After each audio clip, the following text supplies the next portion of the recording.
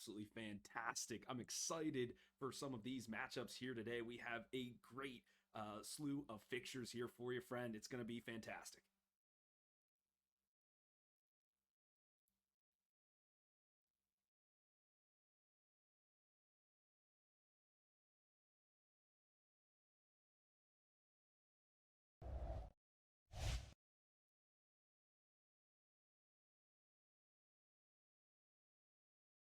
Absolutely. Yeah, these teams closely seated though. You think the Glanton gang, they're probably the favorites. If you ask around the league, these guys, they're 2-0. They've looked very emphatic in their victories. Usually 2-0 is when they're winning, whereas the other side, Semper Knox, they've taken games all the way to 3 maps the entire time. They're sitting at 1-1. So you feel like this could go either way, but my money might be on GG.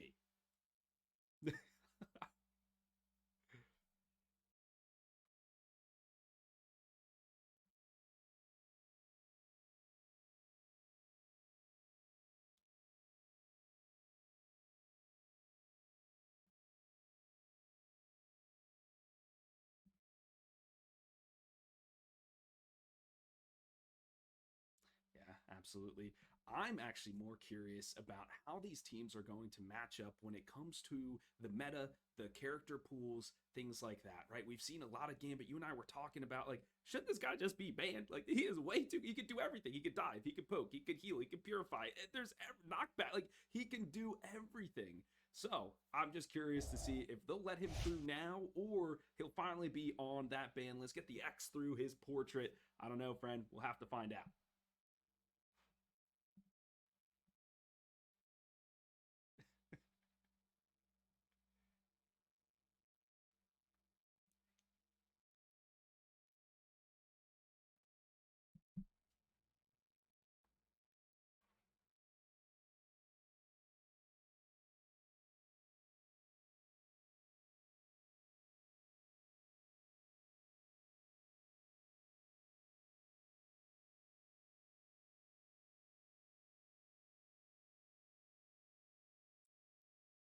Yeah, he's almost like a Psylocke. He could just kind of sit on the flank. He can deny her some of that accessibility. We've seen BP kind of falling off in the rankings because of that as well. So yeah, very interesting in terms of how that is going to play out. I'd be curious to even see Ultron make his way in here too. I mean, the extermination is such a good tool to have that extra DPS to kind of move through a lot of these support ultimates that are being expended. So yeah, a lot of different mixes and matches through these compositions.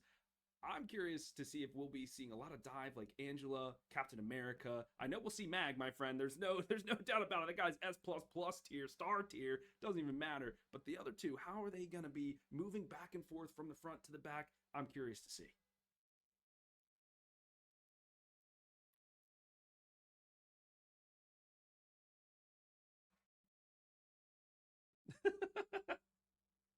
Wait, can you hear me now, chat? Can you hear the words I'm speaking? Hopefully you can. We were talking about Angela, of course, and how much we saw them last week. I expect more dive like that. Some brilliant Angela play actually last week, Philly. For sure. And I was looking through just the picks and the bans. What are they looking for in terms of who they're gonna save, who they're going to eliminate?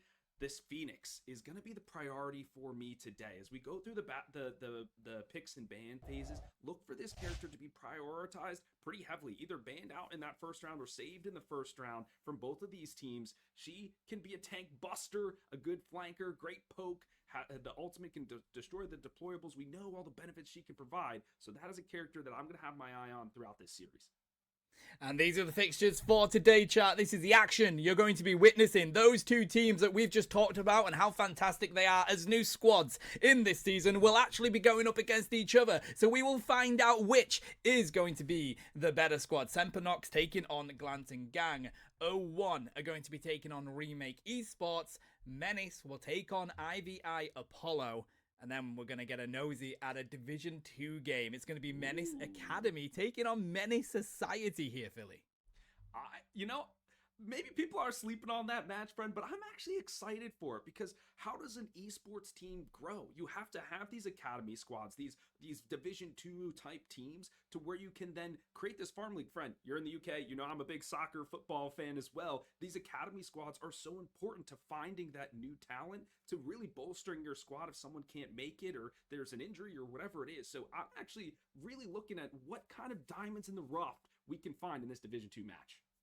Oh god, yeah, and what I found with Grassroots Marvel Rivals, Philly, is that, believe it or not, you get some of the most exciting games and some teams to really look at when those academies get on the field. But this is the lineup for Semper Nox. Nevertheless, we've got Binsonet, Barry Law, Akito28, Lassie Malassie, Joycey, and Random Nades here. And look at the profile. Of course, it's going to be Invis and Gambit, isn't it? I mean, I play Invis all the time. That and Cloaker Dagger. So I get it. Gambit, I'm still working on, but yeah, these two are just top of the line in terms of support and have really defined the meta in terms of how these teams want to play. We talked about how there's kind of this, how do we get to my support ultimates first so we can initiate faster and really change the tempo. So look for those two to kind of do that as we see the next lineup here for GG. Here's Glanting Gang, of course, like Mosa, El Malteser, Spiuti, TK, Lopsided, and Alpaco on the field. I am so incredibly excited for this one because these two teams... At Olive Garden, we're all about more craveable classics and more made-from-scratch sauces. Which begs the question, what could possibly be next? How about delivery? Olive Garden now delivers, only at olivegarden.com. The thing about long-term relationships is sometimes you need to spice things up. Look at that. Crispy chicken from Taco Bell, a brand new classic. You're welcome. One thing I've noticed about football fans is they all talk like the players can actually hear them. Proud of you. But when you have Geico Insurance, you'll always be heard. There you go. That's how you run inside zone. Anything for you, bud. It feels good to be heard. It feels good to Geico. 5 hours into a stream and I still smell Unstoppable. Have you tried Unstoppable's scent boosters? Unstoppables is my laundry power-up for 24-hour non-stop freshness, so now I can confidently smell fresh from all-day streams to IRL game nights. Level up your laundry game. That was intro to yoga? More like intro to me crying in the bathroom. Man, somebody grandma held a plank longer than me. Oh, I think I tore my chakra.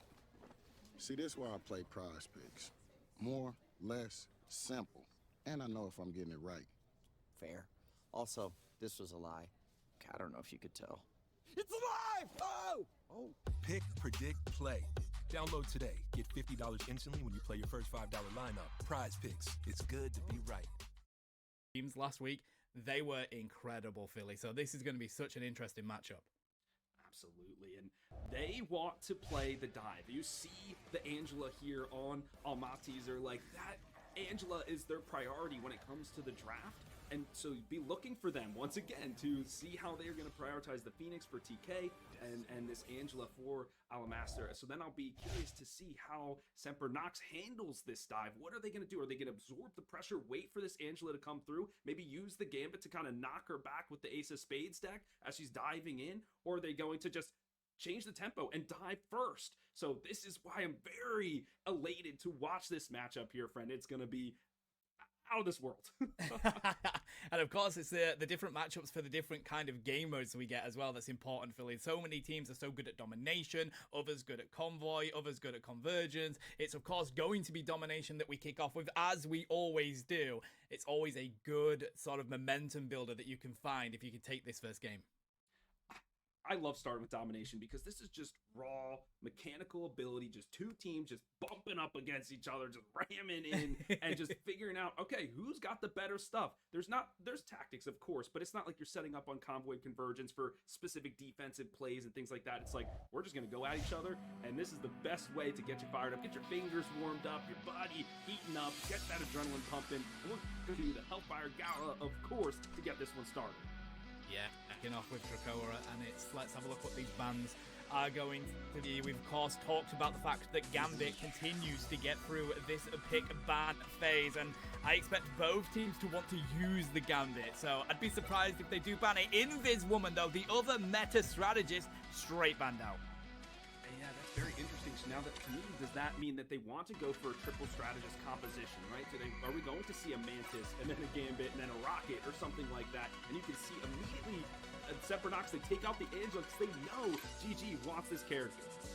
Yeah, you gotta do that. You cannot see what Glancing Gang did last week with Angela and be like, let's allow it through. Got to ban that. Protecting Daredevil here. We've seen a little bit of that last week, and whilst Daredevil did have some great games, it seems like people were more rotating to the hit scam. We're seeing plenty of Phoenix, plenty of Hela there instead. Oh, there it is, friend. I'm jumping up and down my booth here. The Gambit has been taken off the board. You love to see it. I'm really focused on this Captain America selection here. This is if you can't play Angela, Captain America is your next best pick, and I actually like him a lot more. Very distracting. He's a fly that can never be squashed over there in that backline, contesting points, everything, and his ability to accelerate his team's ultimate charge, I think, is so impactful in this meta. We're seeing the Loki taken off the board here next. I mean, will we end up with any strategists left? It seems like both these teams are like, yo, get them out of this game and protect here on the Winter Soldier. Not really much of a surprise. You've got Bin there comfortable on the side of Semper Nox. Plenty of Winter Soldier play ready to come out. But I mean, looking at this, what, you're going to pull out the Lunar Snow? I mean, Loki's band will have Jeff. I mean, Momo, I guess he already got that ready to lock in. Yeah, very curious to see. And that's why they're taking so much time here. They are saving the Star-Lord, who is really good at both the poke and the dive, which are two of the kind of the heavier metas right now, right? And so I think it's just a natural save. Whether they're going to use him or not, I think that's okay. They just know if he's in the back pocket in case they need it. Now we're here for the last round of bans. Interesting to see what they're going to select. I wonder if we get a ban on Adam Warlock here as well, because they do like to limit those team-ups as much as they can. Emma Frost is going to be the ban for Glancing Gang. This is just so interesting. A lot of these heroes, most people like to have on both their sides, but they're banning them out here. Wolverine is going to be the final ban for Semper Nox, as we have a nosy at the picks, Philly. And I love that, actually, because it limits the dive just that much more. So yes, you have the Daredevil, but you take away the Angela, you take away the Wolverine, so you really just know you have to focus on the DD, spot him out, keep him in check, and then we know we can push forward after that. So I actually like that, just to help their composition a little bit more. Well, let's have a nosy. Looks like we're going to have plenty of Groot on the field here. Looks like the strategist plan is going to be with the Rocket. We've got Ultron as well, as you predicted. We might be seeing some of that action. Lunar Snow on the opposite side for Glancing Gang. I mean, limited a little bit. Of course, they've got the penny out, but will they stick with it is the question. I am Groot. I know. How do we keep ending up in this situation? I don't know, friend. And I'm seeing the Widow as well. GG, they may just be trolling us. Yeah, I don't know. We'll see. But as the spawn room doors open, I'm seeing Groot, which I actually really like. Has a very good disruption, can wall off people, especially. So I'll be looking at both of these Groot players to see how they maneuver themselves in this game. I think we know Gambit on the field. Groot just remains as such a strong vanguard with that crowd control as well and limiting the opposition as we see them both looking to come clash on the objective straight from the gate, still leaving the Mantis on the field. And if I'm seeing GG, okay, they've got the Rocket and they've got the Jet here. I think there's a lot of opportunity for this Jet to find success. If they get their ultimate, keep your eyes on Jet, looking to bring up this ultimate charge quickly. Then for Semper Nox, they've already gone down two here, front. And it's GG rolling over. I absolutely love the play of the Star-Lord, by the way. Just being able to get into that backline by GK, throw a few spins around, and, you know, some people that aren't quite trained or capable yet, they will pull out moves that they want to leave on cooldown. They don't want to have those, you know, ultimates expended just yet as they build them up. So Glancing Gang, with a brilliant first push there, they're going to be the first ones to cap.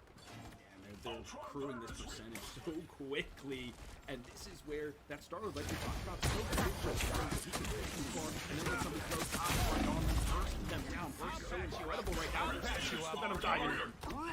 Yeah, looking to see if they can cause that disruption. Make Semper Nox think again about getting on to this objective. Of course, we've got the flyer on the side. Ultron will be able to cause the damage at that range. Hearing a portal getting played here. No, not yet. We do have a good push onto this point. Glancing Gang gonna hold strong though. Venom continuing to dive into that back line here. Has to make the Ultron rethink. Menace is on 1 HP in a dream here, Philly.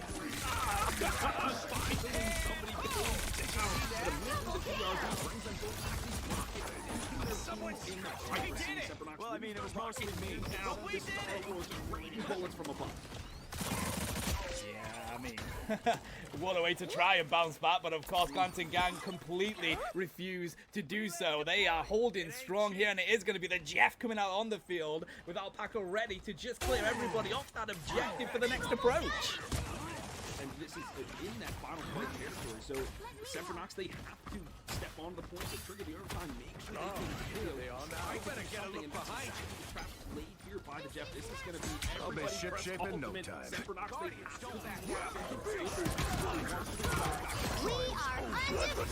Trying to get onto the cap. Sempernox here, diving on through. We do have a brilliant approach as Beauty's going to take down the Adam Warlock for revenge, though, from the opposition with the Daredevil coming on through. There's going to be an Jeff leaving that portal. Has managed to pick up 2 with that ultimate. They're going to be pushing straight to the side. Sacrifices will be made as they look to bring the damage to Sempernox. Final charge here from Malteser as well, keeping Glancing Gang on this point. We're in overtime right now, Philly. Sempernox holding strong. Taxi's ready with the Meteor M, but there we go. Feast of Abyss is ready to rain down as well as Glancing Gang holds strong. Beauty will not be moved off this point.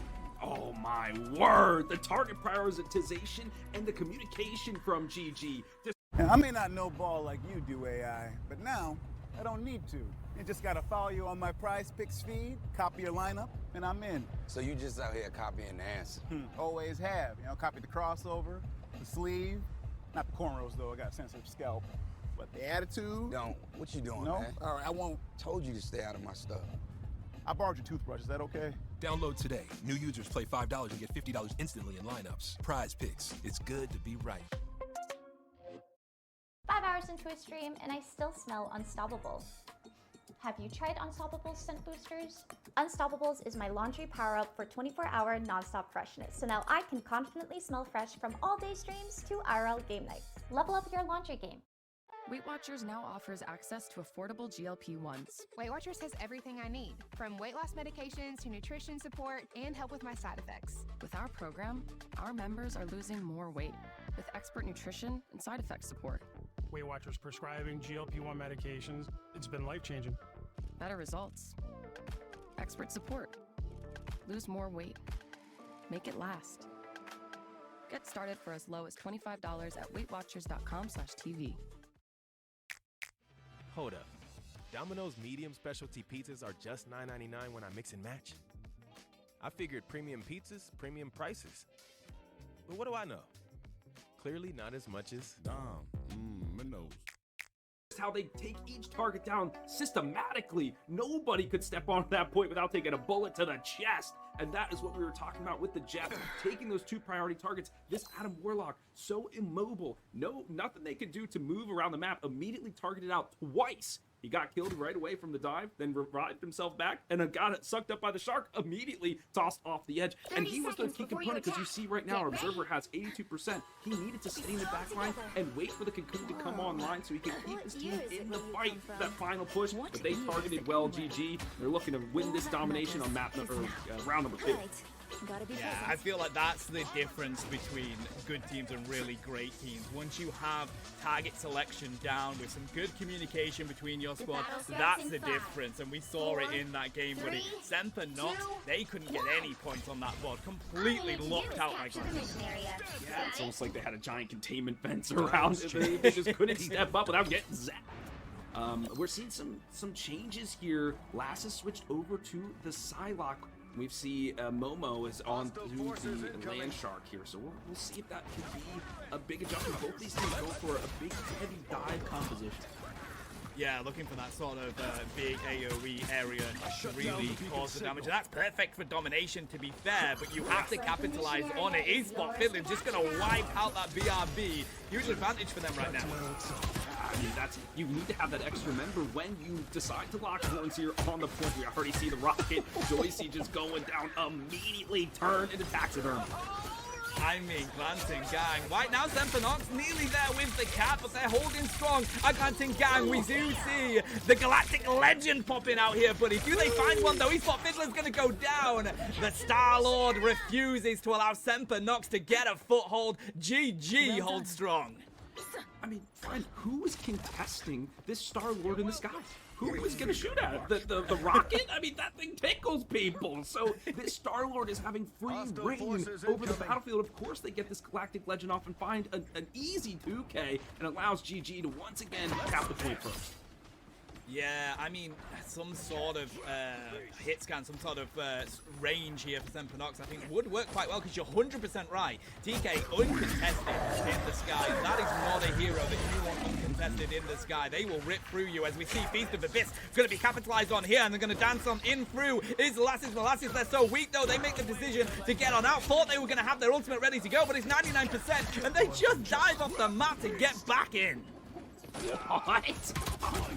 I think they had enough to turn around with the Dance of the Butterfly, but elected not to and save it for another push.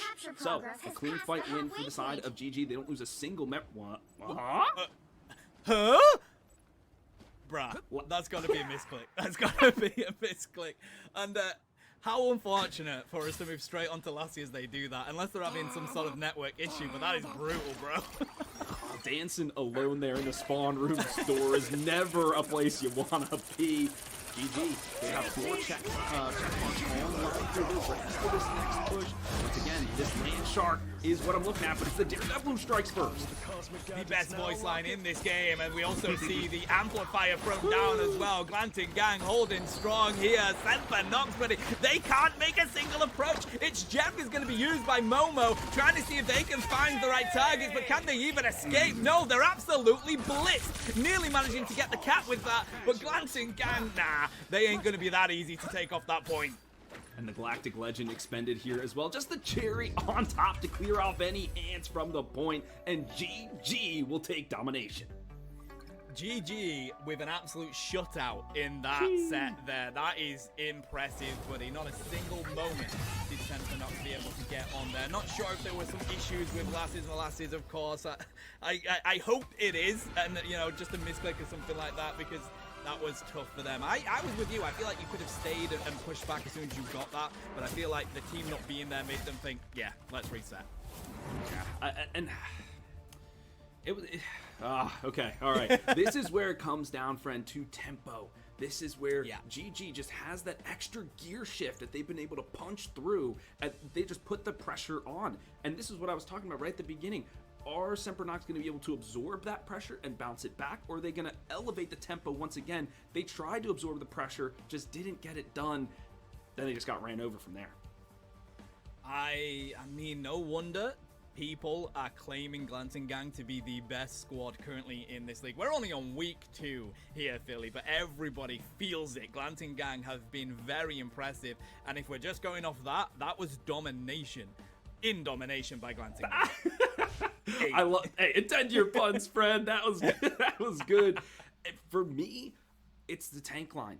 They just put so much pressure. You didn't know which way the damage was coming from. Am I looking over here at the Captain America? And then I'm being smashed in by the Venom. And as you're doing that, the Star-Lord's just peppering you from above, able to clean up those kills. So being able to manage those tanks is what I'll be looking for in the future. Do you change up your ban strategy now, knowing that this might be this heavy tempo coming out from GG? I don't know, because if you try to ban the Cap and the Angela, then you still leave the Venom free. I don't know. It's going to be tough going into game 2. And will it be Convoy or Convergence? Because one thing we do know from that, Philly, is that Glancing Gang are very good at getting an objective and holding it down. They are so good at defending those objectives, so we might have a situation where on Convergence, Sempernox just can't break through them at that line. They're probably going to want to move to Convoy because you've got a completely different kind of comp that you're going to be bringing out for that. So then I wonder, do you go for, instead of trying to match them with the dive, do you go for more of a poke instead, right? Maybe we take out the Punisher and the Hela, Phoenix too, and try to just shoot them from range first? pick out a target, maybe it's the Captain America or whatever, and then once we find a singular pick, then move forward methodically. But I just feel like they think they're so behind in terms of how fast this game is coming at them that they just don't feel like they can take take control back and move it that methodically that I want them to. I'm with you. I think Poke would have been a good shout there. We talked about it. You can't allow a Star-Lord to do what they've just done. They have complete control of the skies, and you've got to be able to combat that, because we've seen it multiple times. Galactic Legend, they didn't have the power to defend against that. They were getting a couple of picks off that one ultimate, and then they've got the spin move that they're pulling out, which is just forcing people to use their cooldowns. That's perfect for the dive. That's perfect for Vanguards. They're like, yeah, tasty. I know that these strategists, they don't have any cooldowns now because my Star-Lord has just taken them. Yeah, I agree. And this is all about ability usage, right? And so if you can wear down your team, make them use the BRB, make them use their dashes, whatever, they become vulnerable, then they're just, fish in a barrel. You just take them out from there. I was actually interested not to see Luna Snow. I know Luna Snow has fallen off. She's kind of like, B, A tier, however you want to put it. But that ultimate is so good when it comes to these domination maps, at least in my opinion. So I was curious to see not a switch there. And you have the freeze orb to prevent some of that dive, right? Where Jeff doesn't really have, he can kind of escape, but he can't really counterattack as he's running away. So I don't know. That was curious for me, but we're moving on to Yggdrasil. This is one of my favorite maps of the game, so I'm ready for it. Yeah, me too. It's such a fun. I mean, the OG map, isn't it? Realistically, such a fun map to have here, and of course, it does mean we're going in to Convoy. Let's see if the bands stick the same, or with a new map, we shake it up. Okay. Nope. Invis will be the first one off the board here, and I'm kind of for it. She can do everything: damage, heal, great ultimate, good escapability. The Daredevil, this makes a lot of sense. I think both teams were like, let's let it through. Let's see how our Daredevil players stack up. And they're like, okay, wait a second. That was just way too much. We got to take this guy away. Yeah, they're like, let's see if it works. Nah. Boom! My prize picks lineup is going off, Marshawn. Feels good to be right. Unlike that time you did that endorsement deal. No, more like when you self-published that cookbook. Activate sad mode, bruh. Yeah, I guess it's hard to know when you're right, but not here. Feels good, pal. Define it. I smell weird, but I feel good. Pick, predict, play. Download today. Get $50 instantly when you play your first $5 lineup. Prize Picks. It's good to be right. Arabs is streaming, and I still smell unstoppable. Level up your laundry with 24-hour nonstop freshness. What a hotel. Right? And only $250 a night for my favorite site. What? You didn't check Trivago. I got mine for $155. You have to check Trivago. Oh yeah? Prove it. On Trivago, you can compare hotel prices from multiple different sites. Even your favorite one. Look, same hotel, $100 less. You didn't check Trivago? I didn't check Trivago. Check Trivago to compare prices and save up to 40%. Hotel? Trivago. Domino's new spicy chicken bacon ranch is looking hot. Is that drizzled with? Ooh, fire. Mix and match medium specialty pizzas for $9.99. Only at Menace. You know what? It does. I want to get rid of that out of my game, and I think that's valid. I think one of the, if not the best duelists currently here in the game. It's so difficult to deal with. Winter Soldier will be protected. Yggdrasil Path, probably their home. They are so strong in this map. Brilliant, perfect, ult build-up that they can get at range. And this is the anti-dive tool, right? This is, they know that GG is going to hit them with the dive. Okay, what do? We've got to stand tall. Let's use the Bucky. And knowing that they ban the DD first, Angela's going to sneak through. You can see that's the immediate save on the other side. This is a beautiful ban here for the Hela, because another anti-dive tool. A couple of headshots from against the Captain America. He's thinking twice. He's jumping out of there. So making sure that they can facilitate their dive through this P's and B's. I love it. Yeah, that's a great shout. And of course, on this map, plenty of opportunities for Angela to get some throws off the side of the map. We've seen plenty of teams do that recently. Glanton Gang will be looking to do that here. Venom is going to be banned out. I think that's a good shout as well. Feast of Abyss is so good when you can buff it, and great at getting into those strategists. Yeah, and there's lots of places to swing and move around, but I think Captain America's better dive tank, but they might be wanting to play Captain America themselves, so let's move it away. here's Emma, another dive denier, right? She's got the choke slam, she's got the kick, everything in the arsenal to shoo these people away. The Loki now next up for the save. Now, will we see a Warlock ban? Because that double Kamet revival can be brutal to opposition, buddy. Right now, Phoenix is going to be taken out. So, Glanton Gang are not fancying the poke here from the opposition. Yeah, and this was our highlight hero, right? The Phoenix was going to be a key player, and they know that. So they've done their research, they've done their homework. The Gambit, the final one, taken off the board again. I'm surprised he's snuck himself all the way through, but I'm seeing it here, friend. That the fact that they know each other so well and what they're trying to do compositionally, they wait till the end to kind of just take out the guy that's just broken. Valid. So I expect to see some Magneto or Groot coming on to this here. Emma Frost looks like they're already being locked in. Spidey? I don't know. We'll have to see whether they stick with that. Okay, I mean, on attack, I can see it. You just come swinging out. Let's see if you can get a quick pick. If you can't find it, then you switch off to something else. Okay, I don't necessarily mind it, but I highly doubt this guy's coming out. The Rogue. Mixed feelings on the Rogue. I love this character from just as a game designer, a game enjoyer, right? I'm like, this is such a cool kit. But then when you think about it from like a competitive and a resource standpoint, you're like, there's other people that does what she does a little bit better.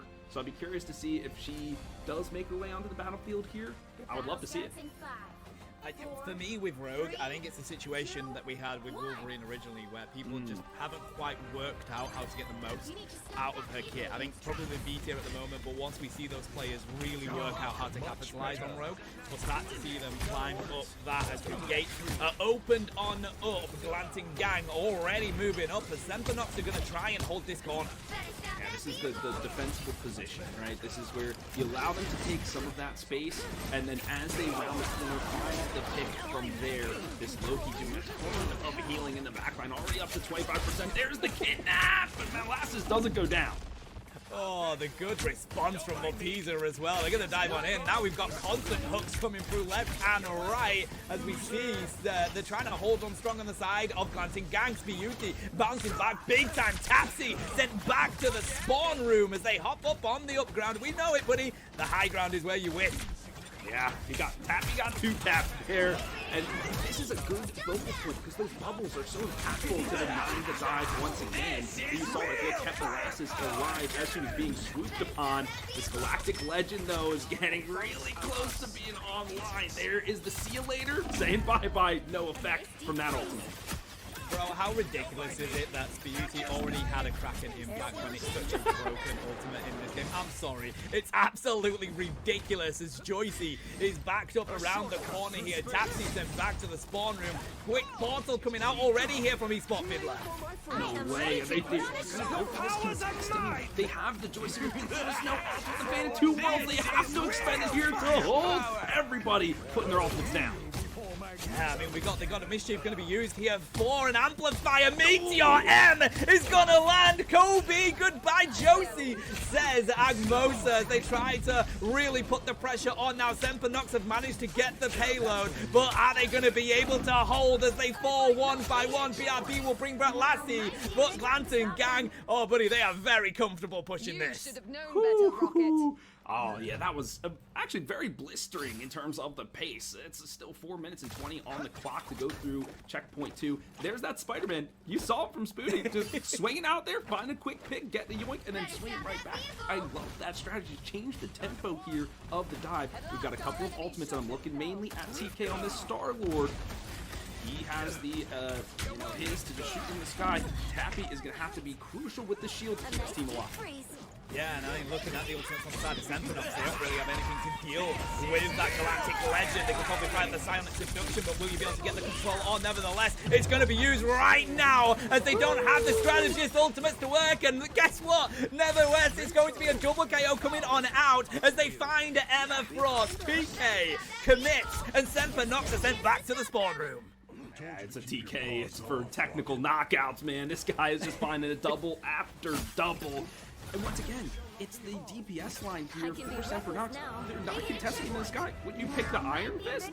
He can't. I mean, he can't really. Sometimes he can jump up there, but sometimes he can't. So it just, once again, very difficult. I understand you're trying to bust through this front line with the Iron Fist, but I don't know. Just interesting choices here from Semper. Once again, they're just being pushed back all the way to the spawn room. Yeah, and right now, Glancing Gang are sprinting through this map, buddy. They got 430 as we see Heaven's Retribution gonna land here from Maltese as Beauty's falling on out with a cracking impact. Hasn't got the reset just yet. Instead, it's going to be Lassie that responds in kind, gets the resets off the Loki approach as well. Will they get any more though? Is Meteor M's ready to rain on down? Amosa doesn't find the connect. Bin will take out Amosa in response. Tapsy finds the revenge on Beauty here as Glancing Gang finally are having difficulty with Semper Nox. There we go. This is what I wanted to see. Change up the tempo, change the gear, and push it to GG. They were able to find a good pick there in the open, and they used a couple of ultimates to push them back. The big thing is that Amosa did not get anything off that Meteor M, absorbed some damage, but didn't find the dunk afterward. Now this is where it gets really challenging here for the defending team. They have to utilize their ultimates carefully to sustain the defense. They go in with the Iron Fist first. I mean, TV Town Hall will be used here to just get rid of that amplifier instantly. Goodbye to Lopsided Agmosa. They are falling one by one. Semper Nox finally getting some good connections here, and they are breaking down the time. That's the most important thing here, Philly. They had 4 minutes 30 on the clock. And that was very efficient. You used 2 ultimates. I'll take that any day of the week just to take more time off. There's only 2 on the side for GG, which they're pretty impactful ones, but you can dodge them. You have tools to fight them off. Now we've got the Meteor and Kraken impact for Semper Nox. Let's see how they use it here to stave off the advance once again. Now they've got the Classic Legend. That might be the most important one. Cyanic Induction is going to be used. Meteor M to take all of that damage. Momo has been taken though, but is that all they're going to find? Yes, it is. That's not that bad if you're on Semper Nox's side, but that will be as Taxi falls, and now you've got to get back to the spawn room and get some HP. Have to give up space once the rocket goes down. But I love the use of the Psionic Seduction here to force the Star-Lord to look. That was intro to yoga? More like intro to me crying in the bathroom. Man, somebody grandma held a plank longer than me. Oh, I think I tore my chakra. See, this is why I play Prize Picks. More, less, simple. And I know if I'm getting it right. Fair. Also, this was a lie. I don't know if you could tell. It's alive! Oh! Pick, predict, play. Download today. Get $50 instantly when you play your first $5 lineup. Prize Picks. It's good to be right. Weight Watchers now offers access to affordable GLP-1s. Weight Watchers has everything I need, from weight loss medications to nutrition support and help with my side effects. With our program, our members are losing more weight with expert nutrition and side effect support. Weight Watchers prescribing GLP-1 medications. It's been life-changing. Better results. Expert support. Lose more weight. Make it last. Get started for as low as $25 at WeightWatchers.com/TV. Really? Yeah. Don't you work here? I do, yes. Menace. At the tanks. The tanks can take the damage, go diamond form, get some of that reduction, whatever, focus the healings on them. I actually like that counter play here on the side of Semper Nox, but they still found the pick in the intro. Now they're just being beat on the hatches here, friend. They got the final push to go. Kraken impact going to be used to get those resets, but I mean, Glancing Gang, they're not going to be that complaining about it as they send them. It's like a ping pong ball for them, buddy, but they're sent straight back to the spawn room as TK yet again is completely uncontested. Heaven's Retribution is going to come on down here. Lopsided is going to block out the God of Mischief. He's going to pair that with the fate of both worlds. They are holding strong here at Glancing Gang. The spawn room is right there, and they are straight back in the fight.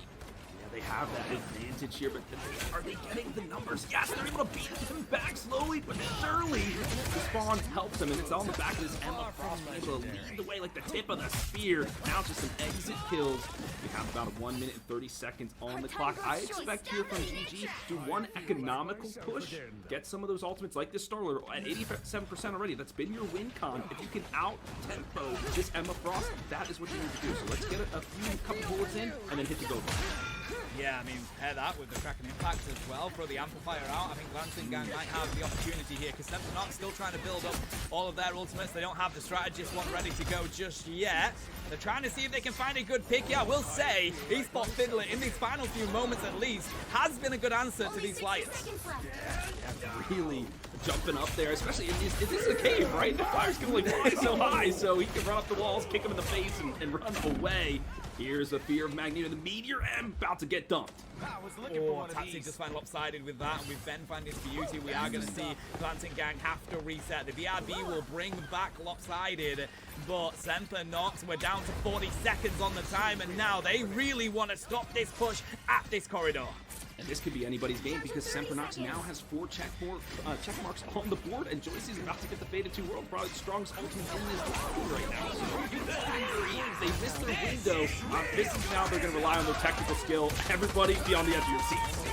Here we go. There's the Amplifier thrown on down. Jupiter Town Hall's going to come out here as well. It's going to be a Psionic Seduction paired with it just to block all the damage coming in from the Galactic Legend. Fate of both worlds go down, and that's TK getting absolutely nothing from that. Meteor M looking to land from Mimosa, and he does not find anyone. Maltese is going to commit here as well, utilizing the Heaven's Retribution, but again, haven't found anyone. Beauty gets a double though. Glancing Gang managing to stay in this on the back of this Winter Soldier. Semper Nox losing their third Tapsy sent back to the spawn room. It's Duelist heaven here for Glancing Gang. That's what we were talking about. You've got to rely on your technical skills at this point. He was hitting the shots he needed to. This Bucky, there's a final attempt here as the dive tanks come through. Even the Thing is making his presence known in this final push. Oh boy, is it going to do though, as we do see a little bit of stalling coming through. Good approach, BRB is going to bring back Tapsy straight away, but again, pushing them back to the spawn room as we see these dives trying to get onto them on the side of this Captain America. But I don't know if they're going to be able to hold strong enough. Semper Nox waiting to regroup here. Amplifier ready to rain back down. Fate of both worlds will be pulled in from lopsided here. It is so close to being capped right now, but I think this cap is going to do what needs to be done. Vin holding strong. Here's the Kraken Impact in response. Glancing Gang looking to go on the retreat here, but the hook is off the shelves, buddy. And it's Beauty and Agmosa finding the KOs. Lopsided is going to take them down as Glancing Gang get another Galactic Legend, and they will push this all the way. Oh my gosh, take a bow, friend. What a call there to bring them all the way home. But it was on the back of this rocket. They see you later, just amplified and healed enough to get the damage done quickly to basically beat out the spawn advantage for being on the defense. So it really came down to that crucial ultimate at the end. I do want to back it up to that fight right before where we saw all the ultimates flying through Tapsy. A great deflection of the Meteor M with his own shield, a great bubble to keep Easy Sport Fiddler alive as he was going through his ultimate. I mean, this tank was doing the Herculean work to like nullify all these ultimates, and that is such a tough job to do. Then that allowed Lassie to kind of take some of those pop shots, find some eliminations, and move the team forward. So yeah, great contest there, but all 3 points go the way of GG. Now, I will say, Semper Nox did slightly better handling the duelists in this game than they did in Domination, but still not enough, Philly, and that's the issue here. They didn't limit TK enough. Beauty was cooking every time they had an ultimate ready to go. It was still a tough matchup, but at least better than the previous game. Yeah, and I just love to see these adjustments about how they're countering the ultimates from the other side. And so this is where this Iron Fist came through. I was doubting him. You heard it. Everybody heard it on stream, but it's got a lot of work done there on point 3 when they were able to stabilize. And then this Emma Frost, the Psionic Seduction, like we were talking about, nullifying the ultimate from Star-Lord. It was just such a great heads-up play from Semper Nox, but now they are on the attack. They know where the goal line is. Can they get there? Yeah, I mean, Glancing Gang are really pushing up onto this payload to try and hold them at the spawn and committing everything with the triple strategy here as well. Is it going to work though? Bubbles will come through as Esport Fiddler's looking to bring the damage to this Gang. Trying to displace him is Lassie as well. Glancing Gang holding strong, those strategists absolutely putting in work. Manages to find a pad. BRB will bring back Groot instantly. Semper Nox committing a lot today. Whew. I mean, they have to. Their backs are against the wall. They don't win this map. They lose for the week.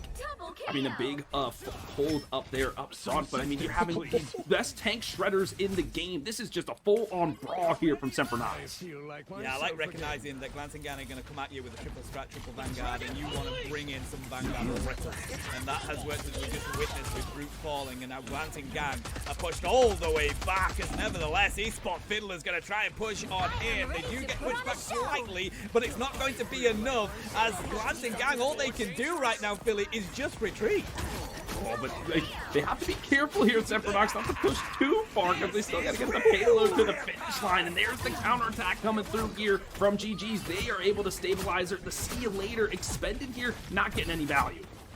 Yeah, I gotta say, Sempernox, that was overconfidence. Absolutely. I feel like Esport managed to find some good rips onto the Vanguards and felt like they could really push them back, but you've got to keep an eye on that payload. If it was closer, maybe that was the call, but right now, they've just had to regroup, and Glantingan are prepared to defend.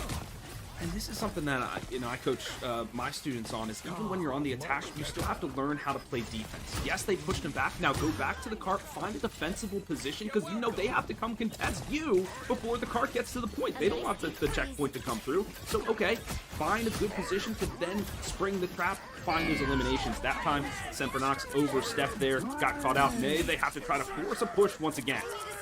Yeah, they're going to throw out that seduction here as well. It looks like they may have found them, but massive shield comes in. Lasses will still annihilate them, but that was a brilliant effort from Spiyuti. Sempernox now committing what they can. We do see the Kamik revival coming through. Spiyuti ready with the Meteor M. Does connect onto the side of Joycey, but Binsonet refuses to go down on this Emma Frost buddy. Sempernox are going to hold strong on this payload. Gosh, and they're running out of time. A minute and 20 on the clock. It's like, do you expend anything more? No, the seal later utilized in combination here with the Iron Fist. He's diving in the backline. He's looking to pummel people into the dirt. But no, there's too many ultimates here to fight through. Yeah, not enough damage per second until Lassie comes in, finds the double KO. Strategist down. Strange back to the spawn room. Lopsided has used the fate of both worlds now, and Glantingan do not have enough, especially with Wolverine going down. We're going to see a portal come through. Will it be quick enough? No, it's not.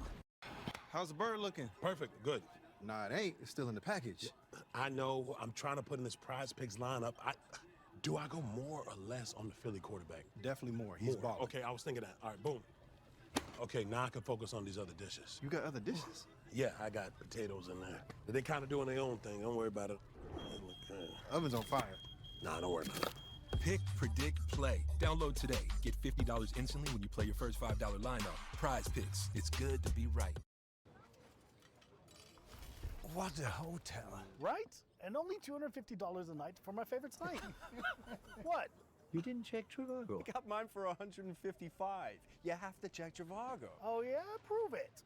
On Trivago, you can compare hotel prices from multiple different sites. Even your favorite one. Look, same hotel, $100 less. You didn't check Trivago. I didn't check Trivago. Check Trivago to compare prices and save up to 40%. Hotel? Trivago. Officer! Could I get your perspective as a man of the law? You know I'm a mall cop, right? Let's say I obtain a car for less than you think it cost. I don't follow. You see this Hyundai Santa Fe? Yeah? Guess how much I paid for it. Enjoy the new car. Deal so right, it almost feels wrong. The Hyundai Getaway Sales Event. Get 0% APR for 60 months, plus 0 payments for 90 days on select Hyundai vehicles. Now, during the final days of the Hyundai Getaway Sales Event. I would have liked them to say, like, you gotta recognize there that that's just not the move.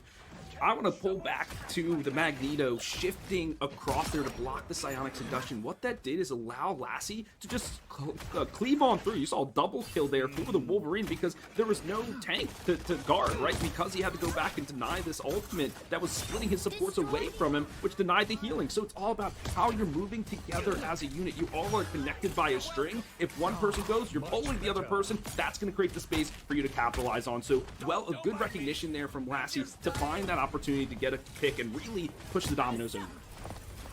mean, Glancing Gang are making them work for it, but Sample Knox are getting some good momentum behind them here, nearly having Joycey ready with an ultimate as well. Looking to commit. The last stand diving on through here is Lassie going for the rip, and that's going to be the last stand, buddy. They take them down. Oh my days, an absolutely ungodly witness. Glancing Gang sent back to the spawn room.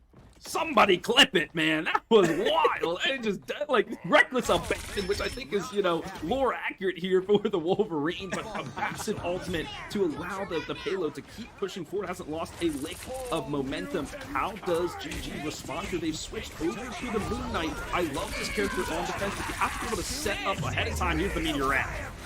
Does not get enough of that. We are going to see the Galactic Legend out here as well. Silent Seduction's going to reduce all of that. Taxi finds the KO on TK, and this is what we were talking about. They've managed to limit him here, but it is going to be the hand of Ponshu rolling on down. Tapsy finds Spiyuti as well. Oh my days, Tapsy, but Esports does get taken down. Sempanoxo, they lose one hero in the entirety of that interaction. Lassie is back. That's a double KO. Tapsy, keep tabs on this guy. Changing over to the group, denying the entrance point there with the wall after wall after wall. When they were just funneled in like lemmings, and they were able to shoot down the lane and eliminate them. This got them the point too easy. They have 2 minutes and 40 seconds on the clock, though. I'm looking for them to once again do an economic push here first. They're starved for ultimates right now. Yeah, and this is easily the hardest point of the map to be pushing right now. So you've really got to build up those ultimates and be smart with your pushes. As we do see TK trying to build up their Galactic Legend here. Glancing Gang managing to at least get a good stall from Sempanox, looking to reset. And that's the big race here, folks, is this Galactic Legend versus Psionic Seduction. Right now, PK, being on the defense, you're naturally going to get more ultimate charge because you're just battering into them. There's the imprisonment, blocking everybody down. Yeah, gonna pair that as well with Equal Fiddlers. They go in and find a triple KO between them, buddy. And right now, Glancing Gang are just getting thrown straight back to their spawn room. Sempanox are locking in for this. Massive combination of ultimates, but there's still a long way to go. They got them through halfway. Now this is the toughest part. We saw GG have to go all the way to overtime and then some, basically, to bring it all the way. Here's a couple ultimates being expended. A cracking impact, shut down. Yeah, that Fate of Both Worlds by Joycey was so good until they were shut down by Ogmosa. I mean, they did get most of that healing out, did limit the Kraken impact as well, and we still see all of Sempanox on the field. But here comes the Galactic Legend, paired with the Amplifier as well, and they're going to find the KO onto Esport. Oh, Spiyuti gets a double, TK with a double, and all of a sudden, Sempanox have to go back to the drawing board. Oh, I mean, hype. But oh no, don't do it. Oh, you hate. Oh, that's tough. Because I was gonna say they expended 2 big ultimates for that, just to hold and kind of clean up as Sempanox was retreating. So I didn't think there was a lot worth to it. But the fact that they were able to single out Joycey and just knock off another 30 seconds or so, I mean, absolutely massive. Now Sempanox up against it with 40 on the clock.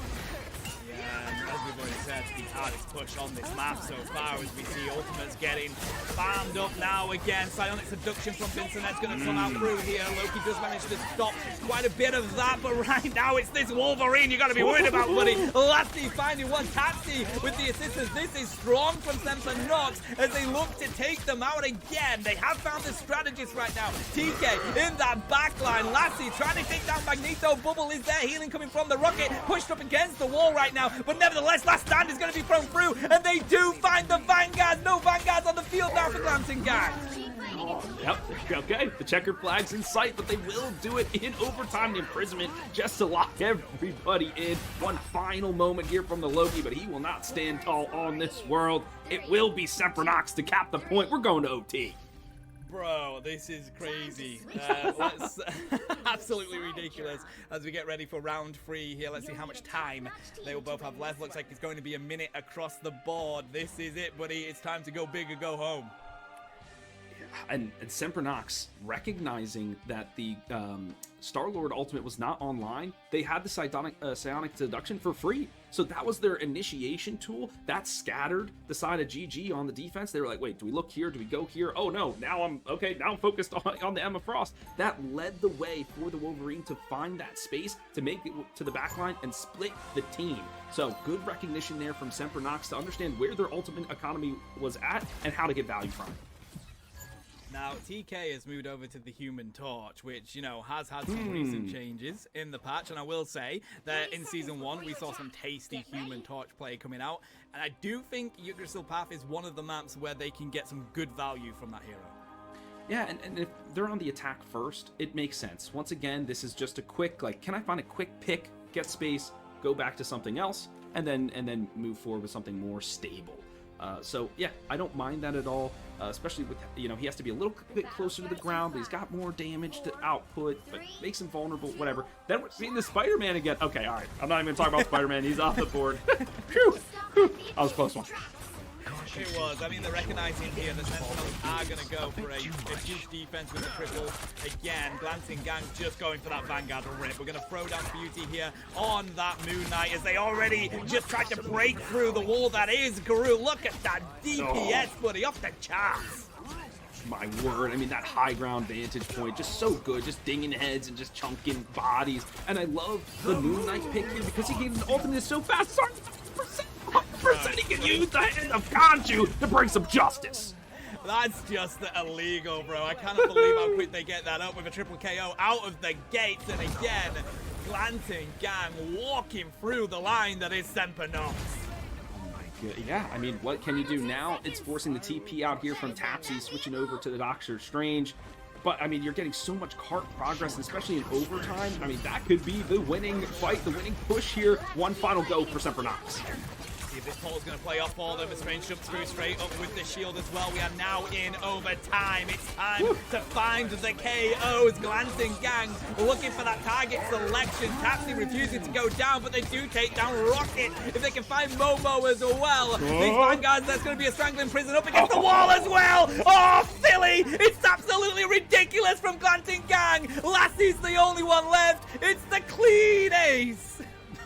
Oh, that is a absolute wipe here of Semper Nox right off the board. And GG's, they are GG's. I think there's nothing else they can do. They can ride this all the way home if they want. But that's a classic combination of Moon Knight and the group. We've seen that since Season 1. Those two are like PB and J, working fantastically there to find the ace and move this one forward.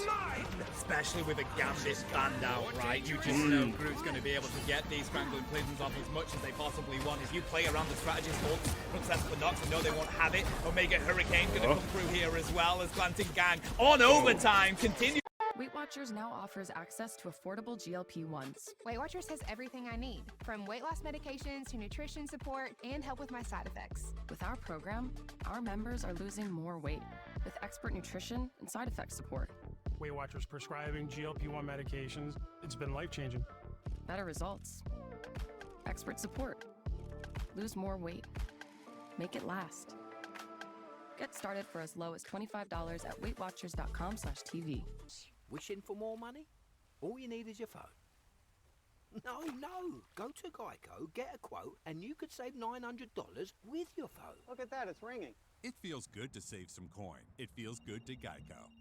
To progress this payload, Joycey cannot escape the power of Storm as they're in the flank now looking for the KOs. Glancing Gang, I mean, we've got to see a Karmic Revival coming through from Momo. I don't know about you, but my stream has paused. So much action happening, just burst at the server. I mean, that Storm, that was just diabolical work to single out the Rocket in the back line. But hey, you know, this is everything. Every meter from here is just a cherry on top. I think GG knows they have this in the bag. They know they've got the points in the pocket. It's so tough to stop the momentum that Glancing Gang has managed to build up here. Momo with a good Karmic Revival, but guess what? TK was still there in the sky, ready to clean up the opposition. Semper Nox aced again as GG continue to sprint this car. Stop! Just stop it now. It hurts. He's already dead. He's already, yes. But hey, GG. They're letting everybody know that they're the best in the league. All right, finally, I think they ran out of time here, but my goodness, what a push. Now it's all for Semper Nox. Otherwise, they will not be getting any points from this set as Glancing Gang already a game up. I mean, this is tough, and isn't it? You look at, I mean, you're a coach here, Philly. You look at your mental state in this. What are you thinking when you are so backed up against the wall? Okay, buddy, this hurts. My team, we were in the semifinals this year for our conference. We got to we had to win 3 games. We got to the 3rd game. It was a domination.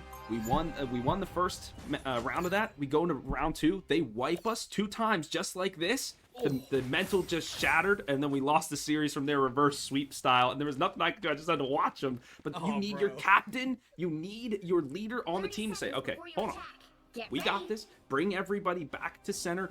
Refocus everybody. Get the emotions back under control. Yes, the adrenaline's pumping. You've got red in your eyes, but you have to refocus and play your game. They were able to do that on the attack and get it all the way to 3. They know they can do it again. They just got to focus up here. 100%. I feel like it's a side of esports that people don't think about too often. It's such a huge difference between teams winning and teams losing when they are backed up against the wall here. Let's hope that Semper Nox have done exactly that as the gates open up. Ooh, this is going to be interesting. I'm looking at Esports Fiddler to really crack the nut open. I mean, he's got those fists of fury after all. Let's see if he can do it. But a Psylocke here has made her way onto the battlefield. An interesting choice on defense. I mean, I would have been looking for the ultimates that charged so quickly as Glancing Gang did, but still trying to find it with Esports Fiddler. Diving on in, doesn't find anything just yet. Good rip onto Tapsy, but again, doesn't find the KO.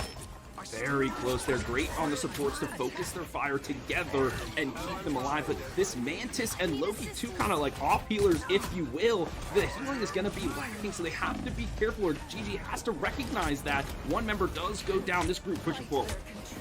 Oh, group moves as well. Glancing Gang still holding strong. Got 10 seconds left here, but he's about to hit that overtime. And Semper Nox, unfortunately, fall. They are going down 1 by 1. In fact, will they be even able to bring it to the overtime? I don't even think so. Oh, yeah, the wick just not there. Semper Nox ran out of gas, and I think it's the strategists that they picked just didn't offer enough of that healing to really. You have to push your way through. You have to beat the door down, and especially in that overtime kind of push. Those strategists, unfortunately, just not the right ones. I mean, nevertheless, Semper Nox did manage to push them to a round 3. We already know how strong Glancing Gang is in this season anyway, and especially in domination, bro. That was a walk, but a good bounce back for Semper Nox. Nevertheless, I just think Glancing Gang, especially in that round 3, went way more aggressive, and it paid off for them. Absolutely. I mean, look at here. Spatuti with 62 eliminations, 53,000 damage. I mean, that guy was putting in the work. But I just love to see the amount of coordination from these squads. The number of assists. Look at this from Lopsided. 55, 65 from Alpaco. This is where you see the difference in the teamwork is in that assist column.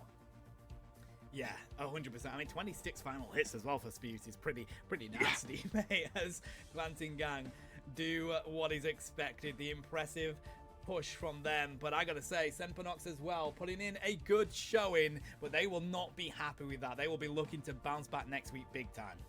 Absolutely, especially on domination, rethinking their strategy. Okay, what are we doing here?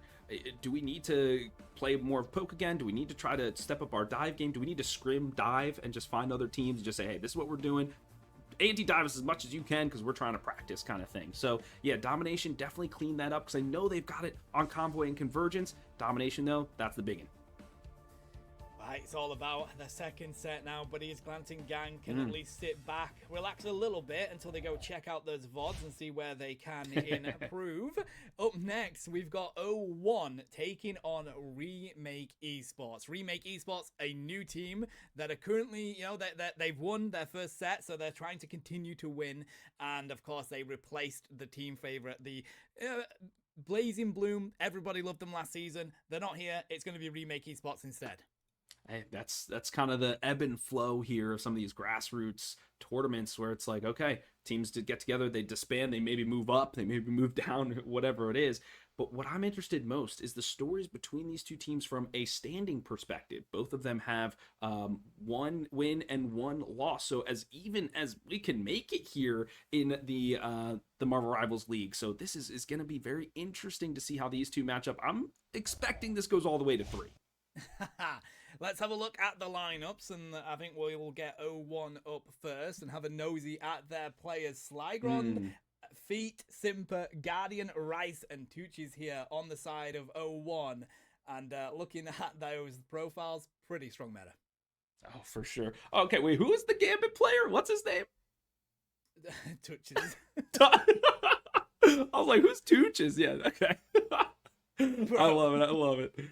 Yeah, no, this is a strong cast of characters. I'm hoping we see the Phoenix. Didn't get to see it last time. Maybe she'll make her way through, but very strong is this 0-1 squad. I want to see the next lineup, though, here for Remake Esports. See what they bring to the table.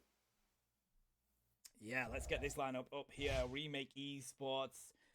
Okay, we're just waiting for production to bring it onto the screen. It's Big Manju, Izumix, Gads, Hitscan Athlete, Roxmane, and Slayer there on the Gambit. Remake Esports looking to bounce back.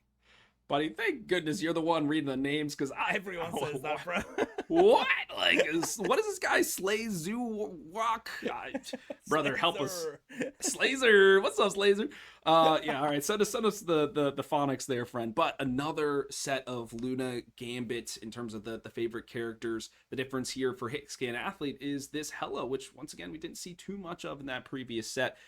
Friend, I want to ask you a little bit about Thor, because I have some thoughts on Thor. I feel like he's slept on. I feel like he's sort of like what you mentioned about Rogue, can really find a place, just people haven't figured it out just yet. I'm with you. I think Thor is one of those heroes where it depends what player is using him. Because somebody that understands Thor well, I think can be quite strong. I think it's a bit different when you're in tournament settings, because of course these players, they really understand counters and things like that. Sure. But I do think Thor has a place, and I think pretty good at consistent damage for a Vanguard as well. Yeah. For me, it's that ease of execution, right? Where it's like, he kind of does what Angela does. He's got some damage. He's got some kidnap ability or whatever. Angela just does it easier. Dad, are we there yet? Not even close. Sweet.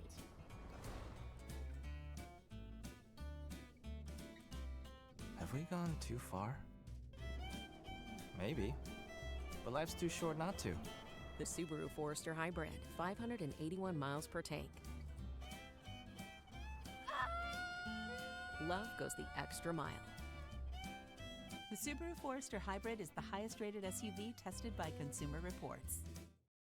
Indiana gonna win, baby! We're in Florida asking people what they put their money on! I'm all in on OKC! Indiana got that dog in them! Will egg prices go up this month? I think we'll hit $20. How many hurricanes do you think we'll have this year? Kalshi lets you legally trade on anything, anywhere in the U.S. OKC! Indy! OKC! Did you know once upon a farm, refrigerated pouches are farm-fed and packed with nutrients? I did. They use pineapples, bananas... Oh, don't forget dragon fruit. And spinach! You're really good at that. There's no added sugar, GMOs, or preservatives. Once kids try Once Upon a Farm, they won't stop talking about all the goodness we put inside. Avocados, flaxseed, carrots, and spirulina! You're like, we're just gonna do that, right? Whereas like Thor, you have to think about it. I got a resource meter, I gotta change forms, I gotta fly, I gotta do this stuff. So I think that's where I'm at. But I like Thor. I'm curious to see where he goes. They keep changing him, tweaking him. Eventually he's going to be good. The ultimate for me also is maybe not as impactful as a lot of the other ones. So maybe that could be another reason folks are staying away from it. But I don't know. We'll see. If we see a Thor today, I will be ecstatic, to say the least. That's all I'm saying. We did see a little bit of it last week, buddy, and I think, again, it's another hero where it can, the mode that you're playing could maybe determine that, because, yeah, God of Thunder, not the greatest ultimate in the game right now, but for domination, can be pretty good for a push onto that objective. can lose out in Convoy and Convergence, but I believe Domination's always the first games that we go into, so we might see it here. Yeah, but definitely. And it looks like we're going to go to Krakoa for this Domination set. But of course, we got a nice intro video. I love this graphic here by the team. A good way to get us hyped up for the league. But of course, we got to go to this pick ban phase. Let's see if the Invis woman can make it through this time. I mean, Daredevil won't, say, instant ban out by Remake Esports. Nah, bro, get that off my field. They didn't even have to think of it. Not even a second went off the clock. We're like, nope, done. That guy's out of here. But it will be 0-1 to think about it. They're going for the Loki first. Interesting. I think whilst Loki's ultimate works the way that it does, I think, and it happens in other games as well, you're always going to be justified banning out a Loki because you will always have the issue where once you're dealing with one strategist, it doesn't matter what strategist it is, you're going to have another one coming at you, and the strategist ults are so strong in this game, Philly. Absolutely, and I think a lot of folks have been pairing it with the Gambit too. And even if you play Gambit on the other side, we'll just play Loki. We can copy your Gambit, all turn the initiative around, etc. So I think it's a preemptive strike. It's like, okay, even if Gambit does get through, at least it's not overpowered by having Loki alongside him. So I kind of like that strike here. We're seeing the Mantis saved. So maybe a triple strategist composition from Remake Esports. Yeah, teams are really considering this Mantis recently. We've seen it a lot in these past 2 weeks, and understandable. Soul Resurgence, very good, and it's one of those strategies where, like Gambit, you can really provide assistance to your team, but also the crowd control is good. The damage you can put out is pretty good as well. So kind of like a do-it-all strategist. For sure, but now that I'm looking at it more, friend, I mean, you take the Loki, you take the Groot out, that kind of eliminates her team-up options again, right? So, I don't know, curious, because that can be very strong. A lot of damage output, especially from the Loki. We're seeing the Invisible Woman and the Gambit, the 2 S+ tier characters. All right, this one is going to be a bloodbath. I'm already calling it. I mean, surely they're the only 2 strategists we see in this game, right? Like, surely they're the 2 that these teams go for. I don't know whether they stick with the Mantis nevertheless, or whether they go for the triple strat. Phoenix will not be on the field, though, as Remake Esports does not fancy that Engson Inferno in their face. Let's see what 0-1 want to bat out for this final one. It is going to be Hella taking out that hit scan. I mean, hit scan athlete is so comfortable on the Hella. Yeah, that was their profile picture, so maybe a targeted ban. I'm wondering if there's there could be some dive here, because I'm not seeing Angela, Captain America, or Venom on the the P's and B's here. So maybe that's one of their tools, but then that leaves Bucky available. I don't know. Still so many options open with this huge cast of characters. That could just be like, she's strong, just take her off the board. Let's see what these teams, they still have to feel each other out going into game number 1. Looks like we might have some flyers possibly coming in as Remake make their decision on what they want to go with, but Guardian is on that Star-Lord, and we've seen how difficult teams have found dealing with Star-Lord already so far. So 0-1 want to come straight out of that gate, building some strong DPS. Absolutely. And yeah, maybe they watched the other game, or they were catch a replay, or somebody told them. I know they were playing all at the same time, but I don't know, just seeing how good this Star-Lord can be, especially uncontested. I mean, you have to dedicate a body to him, whether it's another flyer, a DPS, whatever it is. This guy cannot just be unabated in the sky. So let's see who matches up against Guardian here on this first round. Kind of like your duelists that you've got on the side of 0-1 right now. You kind of like, let them go do their own thing. Let's concentrate on keeping our vanguards in this fight, and they'll go, pick up the health packs, that kind of thing. Let them go be an absolute nuisance to Remake Esports in this one. So let's see if they've got the answer for dealing with this combo. Invis Gambit on the field for 0-1. And then we've got Invis Gambit and Mantis over the side of Remake Esports. So a lot of damage coming out here from Remake. So I think they're going to be looking to burst quickly through some of these HP bars. They know they can't sustain for super long, but if they can get some folks down like this pick on the Guardian, they'll be in good shape. That is massive for Remake as they look to get the first cap on this objective. Gambit doing Gambit things here, but he touches them back to the spawn room. Remake Esports looking to walk through 0-1 right now. It's another double KO, and Feet going back to the spawn room. Simpa's trying to hold strong, but I don't think you can do much against Cap. And there it is, this the onslaught of damage. You couldn't do anything against it. Yes, you have the Invisible Woman, but Gambit is really an off healer. He doesn't have as much healing output as some of the other characters. So if you can just out heal that, basically, you'll be good to go. And I love this Captain America. It's such a better tank than the Venom. It's such a nuisance, like you were mentioning. Really got in the back line there, separated the team, and then they dismantled them one by one. So now it's up to 0-1 to re-aggress on the point. I'm curious to see how they do it. Trying to use that healing to come on down here from Invis. Does manage to get close to the point, but this cap off the charge buddy as they do put up what they need. We do see the healing coming in from the invisible boundary, but the Soul Resurgence keeps Remake Esports comfortable. There's a dance of the butterflies diving in the back, and it's Gads that finds the triple on 0-1 as they look like they're going to have to go back and reset. This time, the Psylocke dancing at the party, not back in the spawn room by herself, finds herself a triple kill, and that's good ultimate usage. You use 2 ultimates, you deny one of theirs, and you maintain the point throughout. So now you've got 4 left over, and especially this Gambit ultimate that is a good initiation tool. So if 0-1 tries to move on to the point again, pop that ultimate, take them down. So great spot here for Remake Esports to take the round. It's going to be huge to pair with the Freedom Charge as well. They're going to be ready to dive in and take that damage from 0-1. We are going to see the Raging Royal Flush already from Tootsie here as they try to dive on through. Galactic Legend's going to be used as well. Meteor M to absorb that damage, but Rocksmane's going to pull out the invisible boundary here as Remake Esports are holding the point strong. Simba look at the rip down the Vanguard. Another Meteor M doesn't connect. Rice Falls feet manages to find the Psylocke, but is it going to be enough? Remake Esports are hunting them down one by one. This Captain America is a problem. I mean, nobody can find him. He hasn't even used the Freedom Charge yet. So basically, he's got a second life there. Guardian trying to recontest the points and trick the overtime, but it looks like it's all said and done. Round 1 to Remake Esports. Bro, that's like the previous game that we just watched. It was Remake Esports all the way. 0-1 couldn't break through onto that objective at any stage in that game. It looked like they were getting desperate, eventually just diving everything that they could to get onto it. But then Remake just take them out one by one. And because they have the damage to do it, their triple support backline is just... They're just extra DPS out there, extra duelists, if you will. And especially the Invisible Woman. Everybody knows... She just cracked, like she just puts in so much damage. So that's, you have what, 6 people or whatever, 4 people doing damage for your squad, while the Vanguards can just kind of hold down the point, and this Captain America can turn people around. I mean, yeah, just a compositional difference. I would like to see 0-1 try to maybe match that. It doesn't look like they're gonna go for it here though, friend. Still 2-2-2. Pulling out the strange Magneto.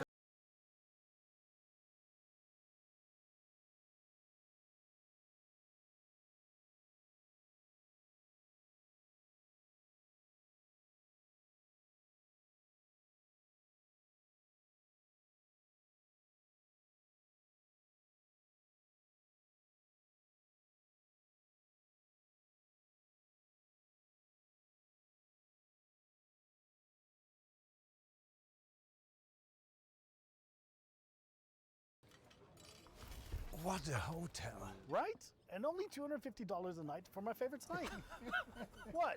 You didn't check Trivago. I got mine for $155.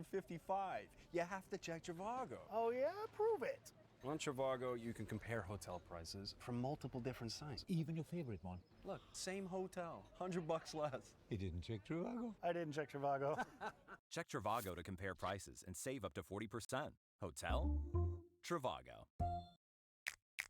Domino's new spicy chicken bacon ranch is looking hot. Is that drizzled with? Ooh, fire. Mix and match medium specialty pizzas for $9.99. Only at Vanguard here by the looks of it, trying to maybe just absorb all the damage coming in, but I don't think that's going to be enough. I think right now Remake Esports are comfortable, and their dive is working for them as well. We've seen multiple times from Izumi and Gads connecting with multiple KOs. Absolutely, and I think this is where you really are missing Emma Frost right now, seeing her on the ban screen. Just like, this Captain America, we could deal with them if we have the Emma Frost, but you don't. So we got to come up with a creative solution. They go for a triple strategist backline, but it's this Psylocke here. It's going to be difficult to kind of penetrate in and find where they need to go, but they go for the Dance of Butterflies first.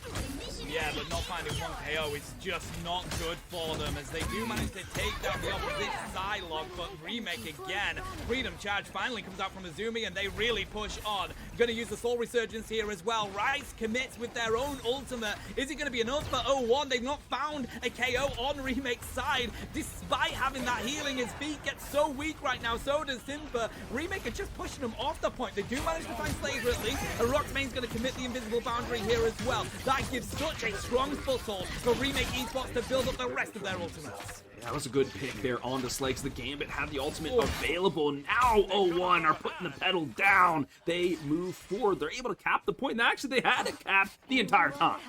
That is just the great back and forth that Marvel Rivals gives us, buddy, as 0-1 do manage to hold on and take that first cap. They've got 3 ultimates ready to bounce back against the 3 that Remake have. Both of them just trying to farm up the rest of their ultimates here. Yeah, this is now Slay has the Gambit ultimate for the retake here. The Agamotto can deny it. He goes into the back line, claims 2. Oh, don't respond though, does the rest of the team. We are going to see the Raging Roll Flush put out his laser. Just going to dive on through. Here's a Meteor M as well. Gads does dive in with the Dance of the Butterflies. Hasn't found the KO just yet. Healing comes out from 0-1. They use the Soul Resurgence and the Invisible Boundary, committing 2 of the strategist ults here. Semper's going to find Big Man Jew, but Remake will not be able to cap. A lot of resources used by 0-1. Wow, they spent a lot, but okay, you still are in control of the point. You are still in the lead, so fine, you make that investment. Very interesting here for the Eye of Agamotto because it can be purified from Gambit so easily, especially if he has his ultimate. I mean, maybe you use that to bait it out. Even if he connected onto 1, you force out the purified. Another Dance of the Butterfly goes awry. Doesn't claim any victims here. Yeah, I'm yet to see Simba get anything off the back of that, and that is such a great damage dealer. Overtime now as Remake Esports looking to get their first cap on it. Freedom Charge comes out from Azumi here, really pushes onto the vanguard of 0-1, but they're holding strong with their strategist. Raging Royal Flush is going to come out here from touches, trying to see if they can get the flank on. Invisible Boundary is going to go on up though. Can they connect with the KOs? Not just yet. Roxmane is going to keep on being strong on the point. Pete does have the Eye of Agamotto ready to go. Slazer, good dive coming through here, but if they find 3, but can they connect with the KOs? That is a massive Magneto bubble from Big Man Jew.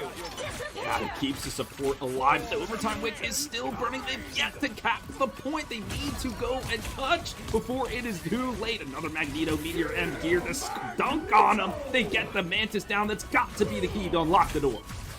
Surely that's the answer right now, but Slyground trying to find their own answer, but massive bubble yet again coming on out here. Remake Esports looking like they may find the cap. Portal will come through. That might be how A1 stays on this game right now. We do see Soul Resurgence pop from Guardian. 0-1 refused to let them cap this. Overtime still expired here, Philly, as we do see Gads pulling out the Dance of the Butterflies again. Big Man Jew connects onto Guardian. Surely that is it. Surely they get this cap now. It's so close, and they refuse to go down. Finally, they get the objective. Just pure bedlam, absolute chaos there on the board. I don't know how y'all are keeping track of that at home, because it was just craziness. But yeah, it was just good picks, good coordination there from Remake Esports to find the eliminations that they need to. And it started off with the supports, right? Finding the Mantis there with the Meteor M, denying her that ultimate charge, and the Captain America staying alive so long on the point to allow the rest of the teams come through. But it was a great portal after the Captain America falls. He's like, I gotta go to Strange immediately, portal back to the point, and keep the team alive there. So 0-1. They've got a Psylocke ultimate to Dance the Butterflies here. That could be the final thing they need to win the round. and then the opposition just locks the heck in. As we see, the Dance of Butterflies is going to be committed here by Simper. We do see Rice as well. Eye of Agamotto is going to come through here. Soul Resurgence by Remake Esports. They continue to hold strong. Right now, 0-1 haven't got the target selection they're looking for. A dive with the Eye of Agamotto. Raging Royal Flush Story is going to come through. There's the Eye of Agamotto. Does connect on 4. That is massive, but doesn't get any KOs off the back of it, unfortunately. We do see Big Man Jew throwing out that Meteor M. Doesn't find anyone either, but if they take down this Vanguard, 0-1 are going to have such a difficult time finding the cap on this objective. High Q here with a double KO for Remake Esports. Wow, a massive Dance of the Butterfly. It didn't get the initial eliminations, but it forced all the supports to focus all the resources on healing each other, and eventually, by the time it was over, they had nothing left. Their health bar is at 50. The rest of the team just collided on through. This is the difference between the first match and the first set and this set is the ultimate usage. We're not seeing as much impactful value. Yes, they're being expended, but we're not seeing people fall from the interim. I have to put out Rock's main there with a great invisible boundary to deny that Agamotto and keep 4 members alive who got stunned. Overtime wake again. We're tied up 99-99. Be the final team fight here. Double KO has already come through as Remake finds the Meteor M coming out from Magneto here. Blocked off instantly by Izumi. What a way to lock in for your squad, buddy. That's going to be more KOs. Connecting Feet does manage to find Remake's Gambit, but nevertheless, we're on overtime. And 0-1 are falling one by one. That's tough. The retake is so difficult here, and you have to trickle on to the point at this time of the match. And Remake Esports, they recognize that. The coordination is there to focus fire people down. They're able to take this map number 1. They're ahead in the series. Damn, I mean, to be fair, they don't work for it. Definitely they don't work for it, buddy. But building up momentum for your squad here. Brilliant approach. And I gotta say, some brilliant ultimate usage in that game. Oh, for sure. Yeah, like we talked about, those invisible boundaries really keeping both of the teams alive. And I want to see the amount of healing from these invisible women. So we have basically tied. It's 21-21. It's that damage is a little bit different from the side of Rice, about 3k more. That wasn't the difference maker, unfortunately, but these two very closely matched. So like we said, friend, this one could go the distance, and just seeing how it went on domination, it's a flip of the coin more often than not. I mean, Big Man Jew with 13 final hits there as well on the Magneto, buddy. I mean, off the back of those Meteor M's, looking at that matchup, definitely Remake Esports winning that battle so far. So that's a brilliant game, but again, coming off domination now, we're going to see them rotate either to Convergence or Convoy, and it seems like, with if anything's today to go by, that Convoy is more the mode that they're looking for. Absolutely, and definitely some changes in terms of strategy, how they want to go forward. There's some other things that I was noticing too about the differences in those compositions was is more the mode that they're looking for. Absolutely, and definitely some changes in terms of strategy, how they want to go forward. There's some other things that I was noticing too about the differences in those compositions was the Mantis for the side of Esports Remake had double the amount of healing as their counterpart on the other side. So, and the Gambit also had double the amount of damage, and that's kind of what they're there to do. So that is where I feel there was the minute differences that led them to victory in that previous match, is that they were able to out sustain and then out damage, and that's what gets it done. So the supports have to step it up a little bit more here on 0-1. That's one of the areas that is such an impactful thing here in Marvel Rivals, and it always is in hero shooters, isn't it, Philly? I mean, of course, you've casted plenty. It's the fact that you have these strategists that can not only do great healing, but also do manage to find their own areas to put out a decent amount of damage and find their own KOs. It means you're not just dealing with one area of damage on the opposition. Yeah, you have to, like we said, there's 4 DPS or duelists that you have to focus on, and they're all a threat. They're all a threat, especially this Mantis. As you see, they are taken off the board first, which then allows the Phoenix to sneak their way through. Finally, we got to see the Psionic Hero. Yeah, I'm looking forward to that one. Loki is going to be protected here by Remake Esports. So many different routes that they can take with having a Loki on the field. If Gambit is here, boy, I don't want to be doing that if I'm on the opposition. I think 0-1, you've got to ban Gambit. As much as you would like to play it, your Gambit didn't do as much damage as the other team's Gambit, so you didn't get the use out of him, because that's what he's there to do damage. So if I were them, I would ban the Gambit here in this next phase. Yeah, I'm 100% with you, buddy. I'd be surprised if it's not going to be that, especially if you're finding that matchup not quite going your way. You just got to accept it, come up with a different plan, make a difference. Of course, we're on Convergence here. It's going to be Hall of Jagalia, and it is going to be a Gambit ban. Okay. All right. Hey, you know, we're right sometimes, buddy. We got this. We can do some things here. But now, okay, where's your strategy going? Because you're taking away the Mantis, which was kind of the core of your composition. Now you're taking away the Gambit. So, okay, you save the Invisible Woman. That's just, I feel like that's just standard. Like, somebody's got to do it. I guess you do it. But, yeah, now I'm curious to see what do they have in their bag of tricks here as their backs are against the wall. They lose this. They lose the weak. Yeah, I mean, I'm surprised at the Invis ban here. I feel like we're going to see Remake want to keep Invis on the field because they don't have Gambit to pair with that Loki anymore. Typically, you want to pair it with an Invis or a Lunar Snow. Venom is going to be there protect here as well. So looking for a little bit of dive for Remake Esports. And they did that earlier. And once again, I think the Captain America, for me, was more impactful and also maybe the better save. So why the Venom? I don't know, but maybe it's just a bait. They're like, we're gonna play Venom, and then they think that they should counter him in such a way, and then they play Cap, and then it doesn't work, right? So, and especially with the okay, they're going full dive here, friend. Look, take the Hela, take the Bucky. You pick out the Venom. They know they're going for full dive. That's how they're gonna win this match. I like that approach. I do. I mean, you know that they've got some squishy players over on the side of 0-1. They want to be going for poke. They are going to have Invis in the back line. I think Remake Esports are going to get really aggressive with this. And we saw the tempo, especially on that first map of domination. They locked him out, and they were so quick on the trigger. And I feel like they're going to do the same thing here on this Convergence. The Jeff, an interesting last here, friend. Your thoughts? I mean, 0-1 certified strategist haters here, bro, as we can see. I mean, maybe looking for it as we don't want to have a hero on the field that, one, can sit quite far back and provide a decent amount of healing and can be hard to catch, but also with that It's Jeff ultimate, I know people are like, it's a bit mimicky, but it does have the capability of getting, 1, 2, 3 people out of the fight, and that makes a huge difference when you're in a team fight. There's opportunities here to spit the people off the edge. That's automatic. Exactly. It doesn't matter how big your health pool is, you're dead. So yeah, I like it. I like it to limit the strategist pool just that much more. Really pigeonhole your opponents into picking something. If I'm seeing the Adam Warlock again, I don't know. He just makes me nervous, buddy. I'm just not sure about this hero. I mean, pairing it with the Loki, at least you have the double revive, but I think, stick with the core. You've got your Invis Woman, you've got your Loki. That's going to be great for you making these pushes. Stick with what's been working for you on the side of Remake. They want to be going for the dive here. They've got the best solo back card in the game with Big Man Jew back on that Magneto. So they've got all that they need. Adam Warlock is an interesting approach.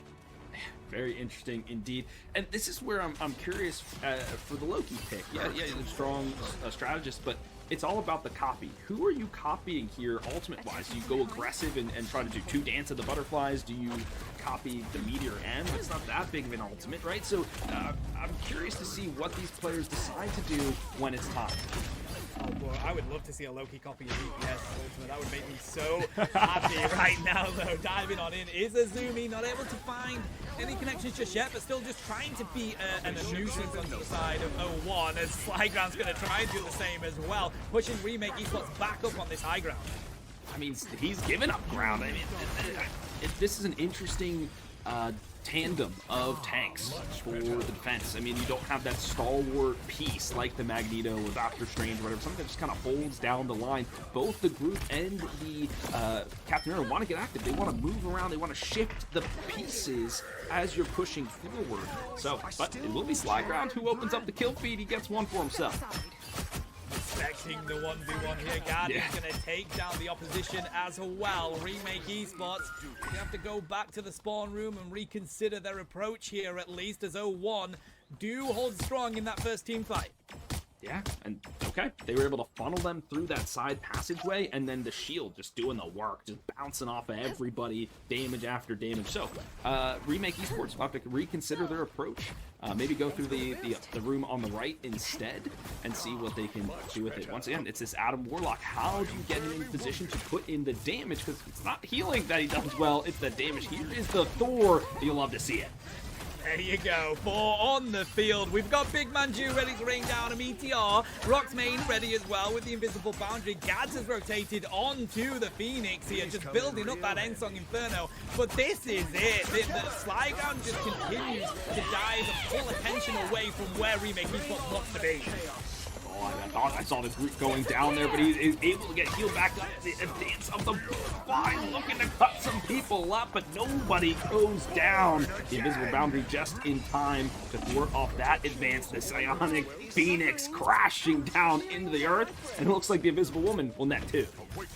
I mean, they do use the Comet Revival here, but they were backing up, so I'm not sure that was the right call. Now they're going to try and see if they can push back through, as they do still have ultimates to use, but you definitely did not get enough out of that Comet Revival. Meteor M trying to land a huge amount of damage, but still does not find the KO. Oh, the dunk just misses, hits the rim, bounces off. This Thor now is the X Factor. Who are they going on? Looks like it will be his brother Loki, but the healing, the crossfires there. Now the God of Thunder looking to crash down on the battlefield. Almost claims another one, finally gets his core. Huge Remake Esports gonna throw in there. Oh, an Endsong Inferno. Rice is sent back to the spawn room. Fetar as well, though, because Remake refused to put. What a hotel. Right? And only $250 a night for my favorite site. What? You didn't check Trivago. I got mine for $155. You have to check Trivago. Oh yeah? Prove it. On Trivago, you can compare hotel prices from multiple different sites. Even your favorite one. Look, same hotel, $100 less. You didn't check Trivago. I didn't check Trivago. Check Trivago to compare prices and save up to 40%. Hotel? Trivago.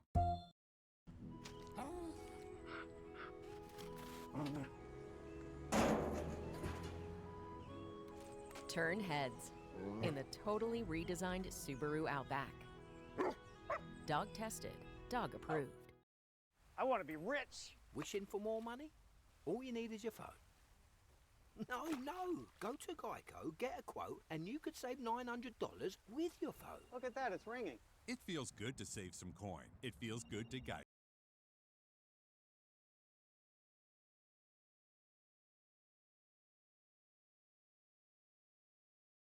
Off this point as they get the cap. Oh, do they get it yet, though? The portal right behind them. Are they expecting that? Oh, it's so close, buddy. But the portal does come through. Oh. Strange dives through and gets instantly wiped off the map. You applaud the attempts, but maybe save it. Yeah, I don't know. But, okay, what a hold, though. I mean, look how much time they ticked away. Now only about 2 minutes and 45 seconds for Remake Esports to get through point 2, which can be a doozy. There's a lot of different vantage points for teams to rain bullets down, for ganks to come through. So they have to be careful in this one. Once again, looking for the value of Adam Warlock. What position does he take as they're moving their way through the streets?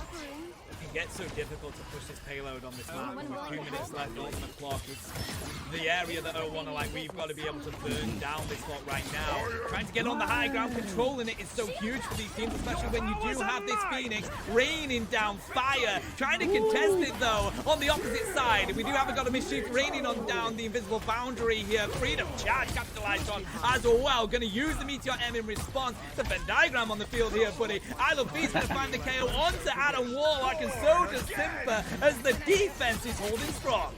I mean, I never passed math class, so the circles and circles thing, that's always going to confuse me. There's the Adam Warlock to break 3 back, sacrifices himself to do it. Now it's easy pickings here for Guardian. Chops down a number of them. The Thor jumping into the background. The God of Thunder crashing down once more, but immediately goes to the gray screen. What a hold by 0-1 here. Brilliant combos is going to work. I mean, I do like what 4 is trying to do here. You do have that more, I'm your main target, I'm going to hold strong, throw in that damage, but just not capitalizing on it yet is Remake Esports. Here they are now. Now, okay, I was about to say, I don't think the Thor is the pick any longer. Yeah, try to do something with the ultimate. Now you go for the Emma Frost. I kind of like that. Handle the Captain America as he's slinking around in the back line. You would think just this singular group, they would be able to bowl him over. I want to see Gads on this Phoenix kind of focus this group a little bit more, put the pressure on him. Even if you don't find the eliminations, but wood and fire don't mix, right? So put the fire on him, make him feel uncomfortable, make him make a mistake, and then capitalize on it. But right now, Remake Esports, they lose 2 on this push. Bro, we know how Pokemon works. It's all about those type differences. Fire has to connect here as Gads. I mean, they've got the high ground. We do consistently see Guardian trying to get up here and contest it. But right now, Gads is just having to feel they connected with these Phoenix, but they don't yet find the KO. Simpa finally comes out on top. And 0-1, they are not budging down this corridor, buddy. And that's 2-0 for Semper in this flanking war, right? It's all about controlling that high ground, and you have to send your Phoenix up there to contest. And Semper playing the peekaboo game so effectively. Like, you see, now you don't. Now you see, now you don't. And winning 2 times. And that is forcing Gads to not be able to focus on this group, which finds another kill. Here we go, dive on into that background as we see Meteor M going to be capitalized on here, but it doesn't work. Soulbond connected. There's a Strangle in prison, but all the healing, pairing it with the Ensong Inferno is nasty, but they only find 1 here as another Ensong Inferno will connect and Gads finds the KO on Guardian. Slayer's back on the field right now as Remake are faintly getting themselves onto this point. Overtime has been connected, but 0-1 refused to go down. Freedom Charge will keep them on the field, and Rice is still here as well. They were 1 HP at one point, buddy. Right now, Remake is just being pushed away from this car.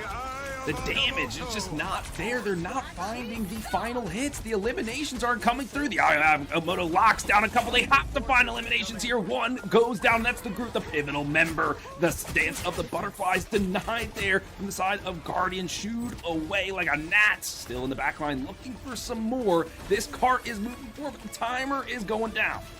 Yeah, this is risky. The spawn room is right there as well. They've got lots of maneuverability on the side of 0-1 right now to get back to this car. And again, Slyground is just dominating the control of this backline, consistently diving back. Invisible Boundary is going to be used here from Rice on that low key, as that will be enough to hold them strong. We did see the Venn diagram, but we say goodbye to the opposition. Ensong Inferno committed. Remake Esports will only push it so far. Whew, what a slow-mo ending there from the Phoenix. You'll love it. You'll need a top-notch team to win this one. The damage, it just wasn't there. They were getting folks low, like you mentioned, but nobody was dying. Nobody was dying, and when no one dies, you can't move the cart. The healing in this game is so freaking strong that if people are going to go down, they're going to be healed back up in an instant. I saw the value of Adam Warlock one time in that fight, and that was through the imprisonment. He soul bonded everybody, so they shared the damage, and then the Loki lamp came down and kept everybody alive, only for so long. So they didn't get wiped quickly. They got wiped, you know, over time, which I think is worse for them because they lost more opportunity for another push. The Warlock for me, and I know I keep saying it, but it's just, this was not the move here. They needed more consistent damage. Going even to a second duelist would have maybe been beneficial, right? Help Gads there on the flank, maybe win that duel, like shift somebody over, go for a 2v1, and then you can focus the group, take him down, and go from there. So I would have liked to see a change up, but just didn't happen. Yeah, I actually agree with you 100%, buddy. I don't think they got enough out of it either. I mean, look at the difference in damage from the duelists in this game right now, and it does look like Remake was struggling in that fight. Plenty of blocked damage, though, working for 0-1. Now we get ready with this next lineup. It is round 2. Let's see what 0-1 can do on this attack. I have to applaud I Love Feet. I mean, just being the singular group there on the point, you saw 31,000 damage blocked. That's very challenging, very difficult to do with your ironwood wall to keep yourself alive, make sure the cart doesn't move, not die yourself. Like, it's just very difficult. And he did a fantastic job. Only fell once in there at the very end. They use a portal here to the high ground first and see if they can do it. Slyground just really being disruptive on this high ground, trying to pull the strategists out of the areas that they want to be at, getting rid of that poke as well. Now they have to reconsider their positioning now as Remake are trying to hold strong up on this high ground. Is 0-1 looking to dive through yet again. Slyground has to pull the attention of all of these duelists. And he's taking a lot of damage from this Phoenix because they're this time it's high Q on the Phoenix, so they're switching it up here. But look at this positioning from Senfer, just so sneaky there. You can't find him, you can't get clear shots, but you're raining firebolts from above. Still no percentage on the point. That's what matters. They do find Screw as well, sending back feet. So now 0-1 up against the wall with that Vanguard taken down. Remake Esports are going to throw what they've got here. We do see the invisible boundary coming out from one. Rice is going to connect with that one. Haikyuu gets eliminated before they can even use the Ensong Inferno. Roxmane's going to pull out the Venn diagram on the opposite side. Remake Esports may have just done enough to hold strong here. It's the back-to-back invisible boundaries, just so much sustain. That's just a cherry on top from the Groot. But we were curious to see what would be the copy from the Loki, and it's been time and time again, without doubt, the invisible boundary. It's just so, it denies so many ultimates, it provides so much sustain on these pivotal battlefields. Yeah, it's just double back-to-back is going to be tough. Here's another portal engage here in the final moments. Yeah, I mean, this is quite a bit as they do see the Dance of Butterflies coming out. Ensong Inferno as well. They do find Ku. Is that going to be the difference right now? Haidu is going to do their same. Doesn't find KOs with it. 0-1 with a perfect portal play that they capitalize on. And that is going to be a good push. Yeah. Remake, they're going with the portal. They don't, win the fight, but you know what they do win? Officer!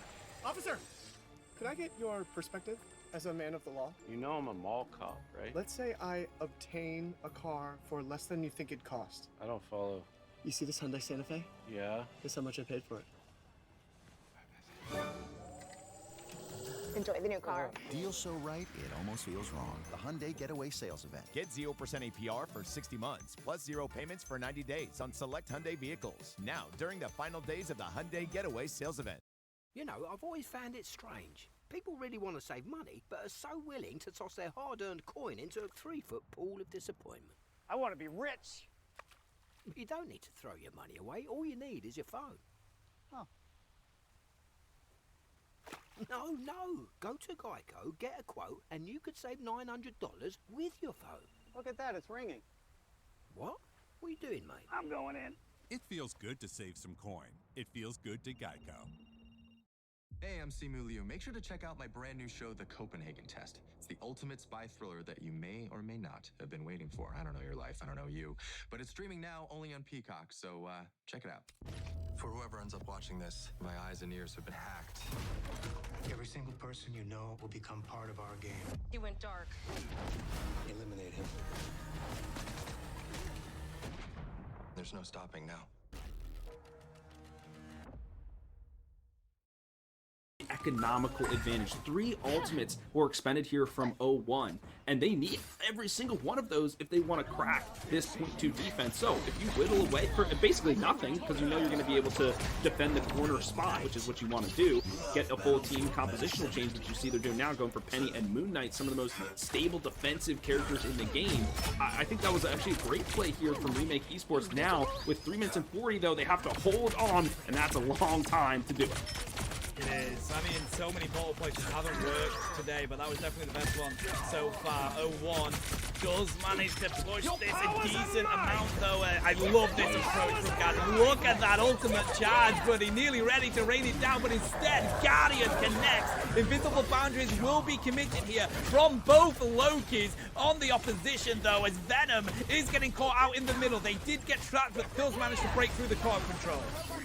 One has their invisible boundary, and there you go. Can you fight through 2? No! This is where they're looking to win, but Penny accrued their ultimates very quickly here, but just not the most impactful in the game. Let's see, still space given up. The Moon Knight now the fist of Khonshu, but everyone had already backed away from the point. No value from a crucial ultimate. That is massive as well. You've got to be finding a couple of KOs with that, but they will back it up with finding one with the arm anyway. This is so close, but look how close Remake have managed to stop this, holding it just at the moment that was going to be capped. 0-1 are going to have to regroup. Okay, they did just enough, and it came not from the ultimates, but from the clicks, from them hitting the shots, and that is just as important as any ability in the game. This is now where they have the time to take this high ground, high Q. I want to see what you can do against Simper, because he's been dipping everybody so far in the lot. Yeah, pretty much very comfortably as well. I mean, Gads does at least throw a huge amount of damage down here, so 0-1 has to reevaluate their approach. Going to break down that bridge, so Gads can't remain there. Guardian gets so weak, but finds the health pack as they look to try and break through this backline right now. Gads nearly having the hand of Conchu, ready to go again. 88%, bro. Yeah, this is going to be a pivotal moment here with 1 minute and 45 on the clock. This Guardian Psylocke has been such a nuisance. Has found opening picks in both fights back to back. The Loki is going to open it up here with an invisible boundary just to push people back. That's going to work at the moment, as they do have that little area of pocket healing. We're going to have an invisible boundary, Ensong Inferno, and the Dance of the Butterflies connecting here. 0-1 has obliterated Remake Esports. They do have strong... No, they don't. I was about to say they do have the strong Vanguard still, but they get absolutely annihilated, and 0-1 are going to push this all the way. Friend, we knew it was going to go all the distance here in this set. We make our way to game number 3. Semper, the MVP of this match. Just elimination after elimination. I mean, this Phoenix character, so good. Bro, these teams just don't want to let me go to bed. They're just going to take this all the way to every game 3 they possibly can. I mean, brilliant response from 0-1, because they were up against it in the first set, definitely. So, Remake Esports, they're left on a bit of a back foot here. Yeah, and look at the difference in terms of eliminations, right? You're seeing everybody with 20 or more, and on the flip side in the defeat, some folks not even with above 10, and you can't have that, especially if you're on defense. You need to be, or I guess they're at the attack this time, you need to be able to get those eliminations to unlock the point and push the payload forward. So, okay, that was the difference in that one. We go now, I believe, to Convoy, so that could be anybody's game. Yeah, definitely. And it's so great because you don't have an objective that you need to cap now. You can forget about those objectives. It's all about a huge hold if you're on the defensive side and really aggressive if you're on the offensive side, buddy. It's one of those where we see so many triple strats coming out and really trying to hold strong. My favorite Convoy, bring me that Midtown action, mate. Yeah, Midtown's good. I like Central Park. I like the squirrel. I like to see the squirrel moving around. But you know, I'll take anything. I'll take anything. I just like some Marvel Overwatch. Oh my God, Marvel Rivals action, man. Been playing too many games today. Yeah, now we got to go back to the draft. Going to the drawing board, the P's and B's. What do we see here? Is the Phoenix going to be the first one taken off? Probably. Simper was just way too good. So just getting confirmation, teams can actually pick what they want to go with here for the third game. And luckily for us, they have actually gone with Convoy, Philly. So we didn't lie to the people. We will see Convoy. Looks like it is going to be on Midtown as well. So I get my wish here. Hey friend, if you've got to stay up until 10 11 o'clock at night, might as well get something you want. We're seeing it here, the Daredevil taken off first, which makes sense. It's kind of been the everybody's hit list, but is this going to be the Phoenix they're thinking about? I think that would be a good shout. No, instead gonna go with Mantis here. And to be fair, with how close these corners can be on Midtown, I think taking out the Soul Resurgence and consistent damage is a pretty good shout here for 0-1. For sure. And they save the Phoenix immediately. They saw what Simper was doing. They're like, this is our win con. This is who we have to facilitate. Okay, we've got to make sure we save them. And they had the draft ability to do it now. Knowing this, how does Remake Esports counter the Phoenix they know is going to be thrown their way? See, what's interesting here is that so many people on Midtown do go for that anti-siege comp. We do see a lot of Squirrel Girl in that first moment. We do see a lot of Moon Knight throughout most of the map, actually. It's going to be a Gambit save here by Remake Esports. And I like this. It's where they won was being able to output a ton of damage. And like you said, this siege-breaking composition, I mean, Gambit fits into that. He can go with the Ace of Spades deck and just pummel folks with the cards. Taking out the Invisible Woman. I love this here because those invisible boundaries were just game killers, game stallers. You can't fight through that. So it's like, we don't want to deal with this. We know we've got a good support line. We're going to play other things. Let's take her off the board. Oh, the Loki ban here as well by 0-1, recognizing Gambit is on the field. And despite the fact that Invis isn't, we don't want to be dealing with 2 of those Raging Royal Flushes. That's going to be an absolute nuisance and will break through our strategist ultimate. So I like that approach from them. Let's see what their protect is going to be. Might give us a little bit of an insight as to what their comp plan is, and it is going to be the Winter Soldier. And this makes a lot of sense to me. Remake Esports has been showing Dive a lot so far in this series. Just keep him in your back pocket, even if you don't have to use him. You know that he's available in case there's this just unrelenting pressure. The save of the Adam Warlock. Why? No, please. Something's telling me, Philly, that you're not an Adam Warlock fan. I'm not, chat. If anybody is, please let me know. Please let me know. Well, a group ban is going to be the plan here from the remake. I mean, I'm not sure where you need to do that when you have Gambit that you're going to be playing, but, you know, the wall's still an absolute nuisance, especially on maps like Midtown, where you do have a lot of corridors, a lot of corners that you try to escape through. And I think that's a targeted ban onto I Love Feet, you know? So that makes sense. And then Moon Knight. Game, bro. Yeah, you gotta respect it, especially because he held you on point 2 almost single-handedly, right? They couldn't break through those walls. So okay, take him off, force the mindset to be something different. Looks like he's shadowing the Magneto right now, which makes a lot of sense, but yeah, you never know. I love the Moon Knight ban here by 0-1. Many teams wouldn't consider it, but I think with you being on Midtown, with how quick that ultimate charge is, you don't want to. Did you know once upon a farm, refrigerated pouches are farm-fed and packed with nutrients? I did. They use pineapples, bananas... Oh, don't forget dragon fruit. And spinach! You're really good at that. There's no added sugar, GMOs, or preservatives. Once kids try Once Upon a Farm, they won't stop talking about all the goodness we put inside. Avocados, flaxseed, carrots, and ballerina!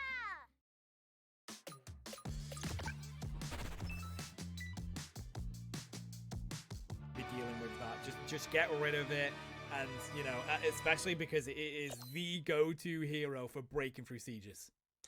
And it's good in overtime, like we saw in the previous series, right? If it goes to extra rounds, and especially this is the game point for both of these squads, you don't want to have that X factor that can just kind of bully you through, get the cart rolling to a point that you can't then contest to yourself, and then you lose the series. So I kind of like that as just yeah, he's good all around in Convoy, but if it goes the extra innings, we know there's not that X factor to deal with.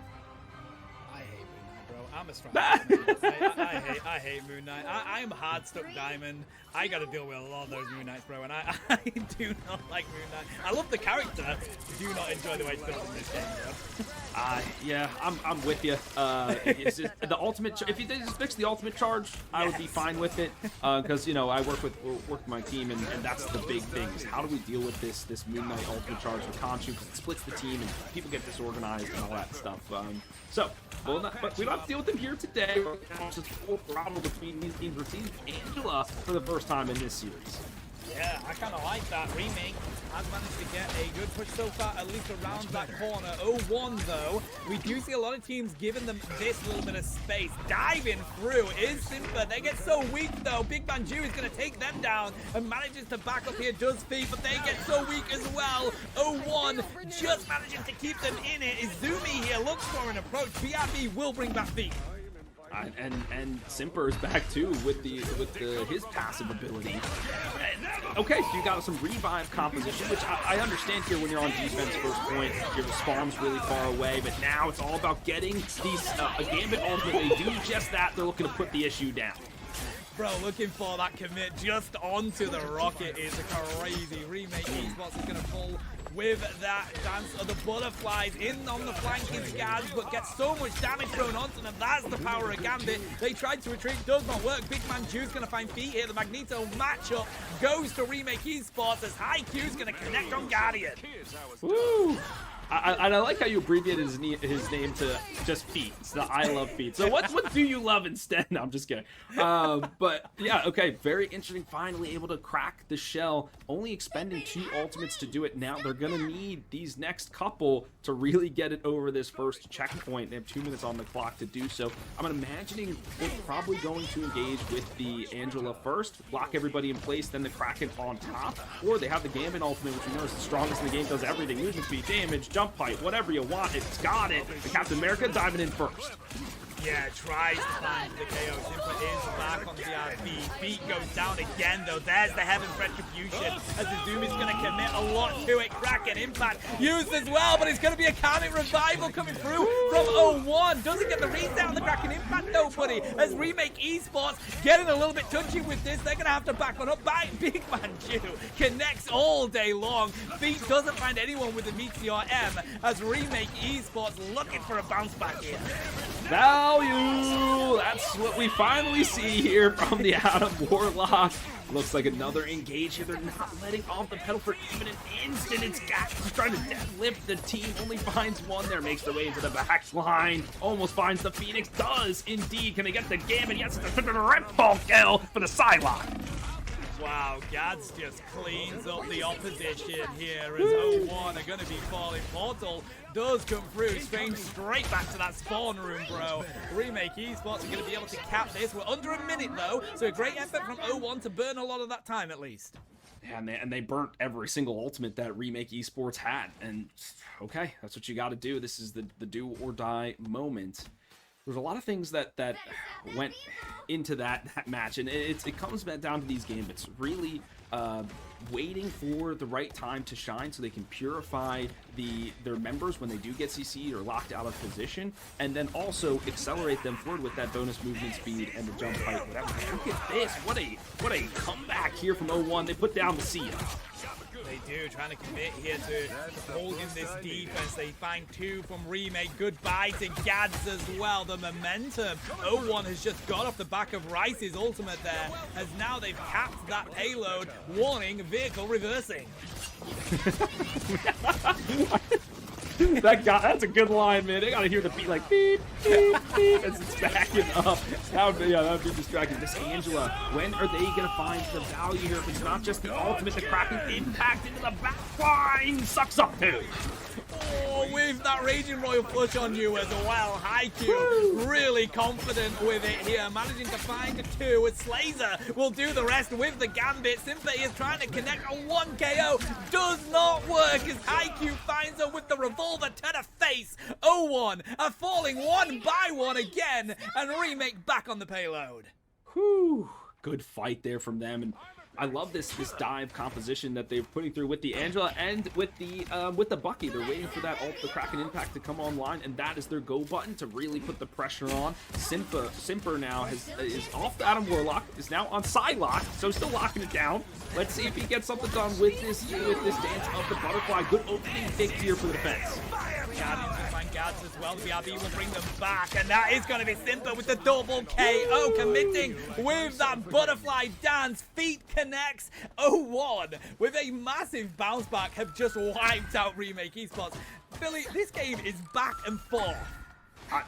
Everyone should be watching this league. Like, what are you doing? Why are you not having this tuned in right now? Or whatever it is.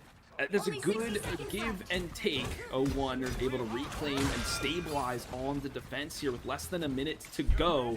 But a couple of big ultimates. This Dance of the Butterfly once again from Gas is available. That has been why Psylocke is such an S-tier character right now. They're going for it.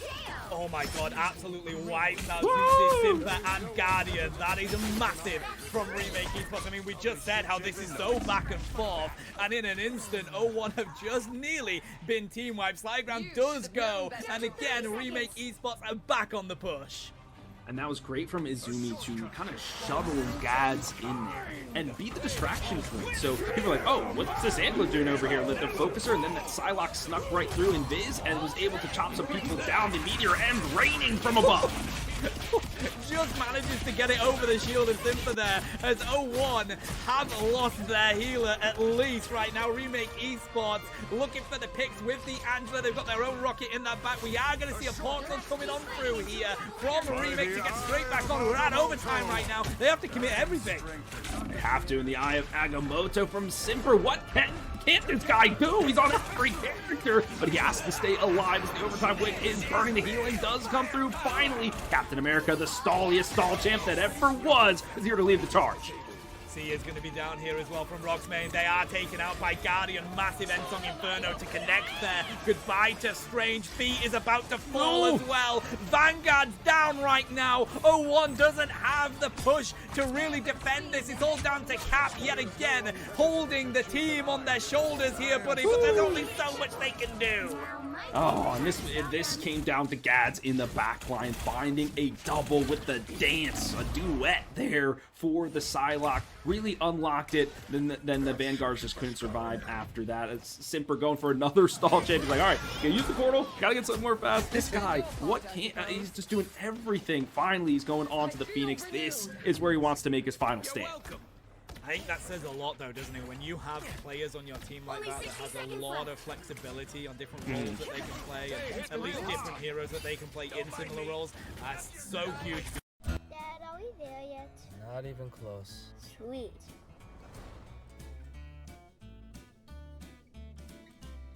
Have we gone too far? Maybe. But life's too short not to. The Subaru Forester Hybrid, 581 miles per tank. Love goes the extra mile. The Subaru Forester Hybrid is the highest rated SUV tested by Consumer Reports. You know, I've always found it strange. People really want to save money, but are so willing to toss their hard-earned coin into a 3-foot pool of disappointment. I want to be rich. You don't need to throw your money away. All you need is your phone. Oh. No. Go to Geico, get a quote, and you could save $900 with your phone. Look at that, it's ringing. What? What are you doing, mate? I'm going in. It feels good to save some coin. It feels good to Geico.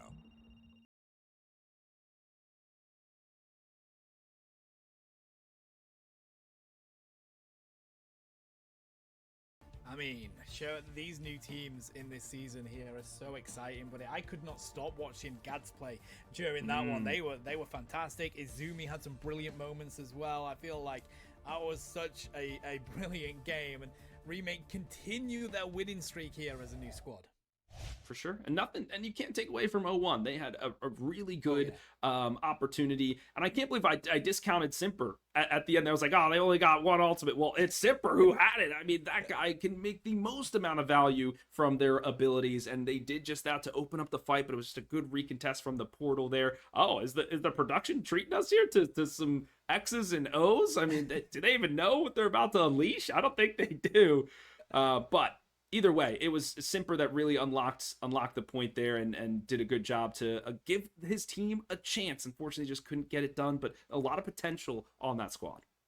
Yeah, really, really great, buddy. I believe we are going to head to a quick break, chat, while we get the next two sets ready to go. We've got more action for you. Go and grab yourself a drink, grab yourself a snack. We'll be back with you very shortly.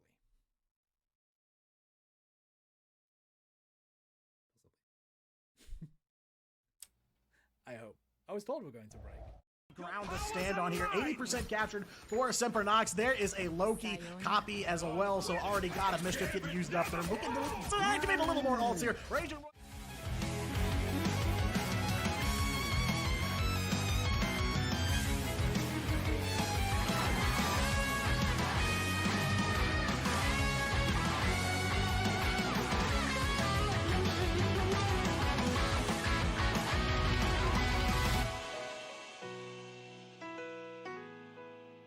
show me that you were still the only one that matters for me. I'll be waiting for you.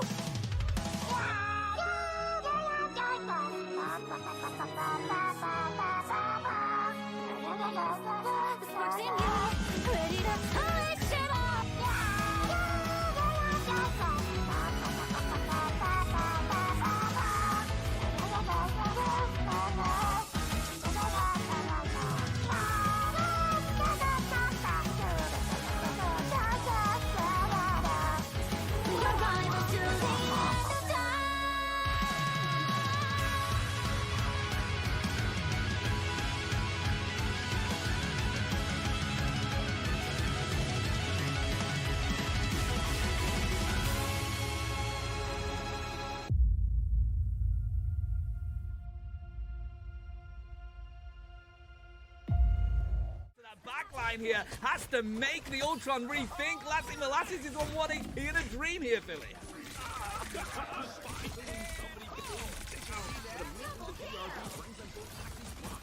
Coming out already here from eSport Midler. No way. They have the joystick. There's no the Beta 2 world. They have to expend it here to hold everybody putting their ultimates down. Yeah, I mean, they got a mischief going to be used here for an amplifier. Meteor M is. He has the his to just shoot in the sky. Tappy is going to have to be crucial with the shield to keep his team alive. Yeah, and I mean, looking at the ultimates on the side of Sentinels, they don't really have anything to deal with that Galactic Legend. They can probably find the silent seduction, but will you be able to get the control on? Nevertheless, it's going to be used right now. Might be the most important one. Silent seduction is going to be used. Meteor M to take all of that damage. Momo has been taken though, but is that all they're going to find? Yes, it is. That's not that bad if you're on Sempernox's side, but that will be as Taxi falls, and now you've got to get back to the spawn room and get some HP. Have to give up space once the rocket. And the spawn room is right there, and they are straight back in the fight. Yeah, they have that advantage here, but are they getting the numbers? Yes, they're able to beat him back slowly, but surely the spawn helps them, and it's on the back of this Emma Frost able to lead the way like the tip of the spear. Now just some exit kills. We have to come contest you before the cart gets to the point. They don't want the checkpoint to come through. So, okay, find a good position to then spring the trap, find those eliminations. That time, Sempernox overstepped there, got caught out. They have to try to force a push once again. Yeah, they're going to throw out that silent seduction here as well. They don't have enough, especially with Wolverine going down. We're going to see a portal come through. Will it be quick enough? No, it's not. I would have liked them to say, like, you gotta recognize there that that's just not the move. I want to pull back to the Magneto shifting across there to block the Psionic Seduction. What that did is I'm going to see the Galactic Legend out here as well. Psionic Seduction's going to reduce all of that. Taxi finds the KO on TK, and this is what we were talking about. They've managed to limit him here, but it is going to be the hand of Khonshu rolling on down. Tapsy finds Spiyuti as well. Oh my days, Tapsy, but eSports does get taken down. Sempernoxo. Hey, here's a couple ultimates being spent. A cracking impact. Shut down. Yeah, that Fate of Both Worlds by Joycey was so good until they were shut down by Ogmosa. I mean, they did get most of that healing out, did limit the Kraken impact as well, and we still see all of Sempernox on the field. But here comes the Galactic Legend, paired with the Amplifier. Seeing the Spider-Man again. Okay, all right. I'm not even going to talk about Spider-Man. He's off the board. Phew. That was a close one. It was. I mean, they're recognizing here that Sentinels are going to go for a huge defense with the triple. Again, Glancing Gang just going for that Vanguard rip. We're going to throw down Beauty here on that Moon Knight as they already just tried to break. That's in Season 1. Those two are like PB and J working fantastically there to find the ace and move this one forward. Especially with a Gambit banned out, right? You just know Groot's going to be able to get these Strangling Prisons off as much as they possibly want. If you play around the strategist hold from Sempernox and know they won't have it, Omega Hurricane going to remake esports, so a lot of damage coming out here from Remake. So I think they're going to be looking to burst quickly through some of these HP bars. They know they can't sustain for super long, but if they can get some folks down like this pick on the Guardian, they'll be in good shape.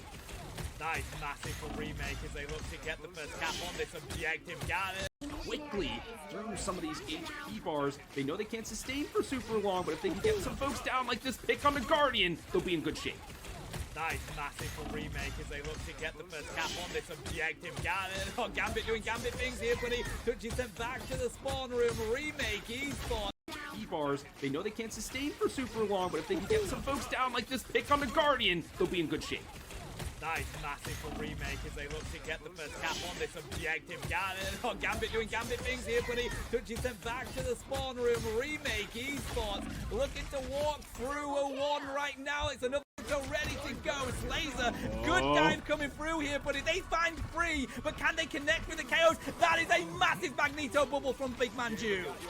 Yeah, it keeps the support alive. The overtime wick is still burning. They've yet to cap the point. They need to go and touch before it is too late. Another answer right now, but Skyground trying to find their own answer, but massive bubble yet again coming on out here. Remake Esports looking like they may find the cap. Portal will come through. That might be how A1 stays on this game right now. We do see Soul Resurgence pop from Guardian. 0-1 refused to let them cap this. Who's alive, who got stunned. Overtime wick again. We're tied up 99-99. Final team fight here. Double KO has already come through as Remake finds the Meteor M coming out from Magneto here. Blocked off instantly by Izumi. What a way to lock in for your squad, buddy. That's going to be more KOs connected. A huge amount of damage, but still does not find the KO. Oh, the dunk just misses, hits the rim, bounces off. This Thor now is the X Factor. Who are they going on? Looks like it will be his brother Loki, but the healing, the crossfires there. Now the God of Thunder looking to crash down on the battlefield. Almost claims another one. Finally gets his. Got a mischief raining on down the invisible boundary here. Freedom charge capitalized on as well. Going to use the Meteor M in response. The Venn diagram on the field. If you want to see it all, you need a car that can go the distance. The Subaru Forester Hybrid. 581 miles per tank. Love goes the extra mile. The Subaru Forester Hybrid is the highest rated SUV tested by Consumer Reports. You know, I've always found it strange. People really want to save money, but are so willing to toss their hard-earned coin into a 3-foot pool of disappointment. I want to be rich. But you don't need to throw your money away. All you need is your phone. Oh. No. Go to Geico, get a quote, and you could save $900 with your phone. Look at that, it's ringing. What? What are you doing, mate? I'm going in. It feels good to save some coin. It feels good to Geico. Demola here, CEO of Red Lobster. We love the fact that our new seafood bowl has made you so happy. That makes us happy. You cracked, you dipped, and when you asked for more options to turn up the heat, we delivered. But we're not stopping there. It's a new seafood boil flavor drop, just in time for the holidays. Try new lemon pepper, or go wild with all flavors combined for one unforgettable experience. You keep commenting, and we'll keep cracking. Real change, real happiness.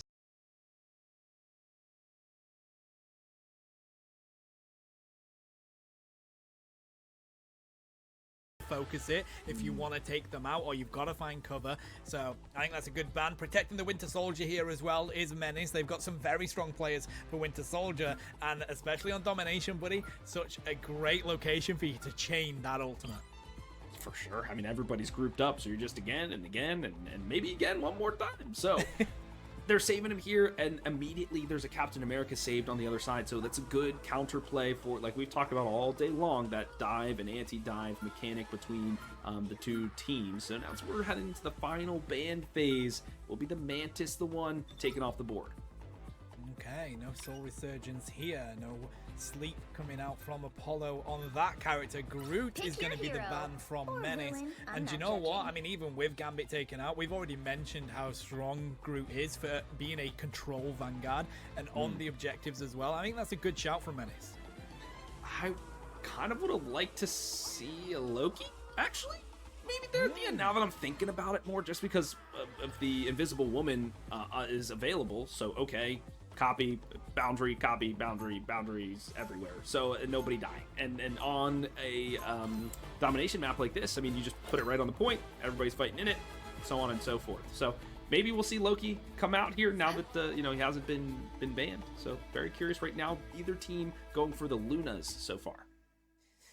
Waldo's there on the penny. That could be just to build up some extra bit of health with throwing things down, but I feel like, people do use the penny, especially on some domination when you do get onto that point, but I think in the most recent tournaments, they're just not quite breaking into that meta yet. Maybe very map dependent, I think.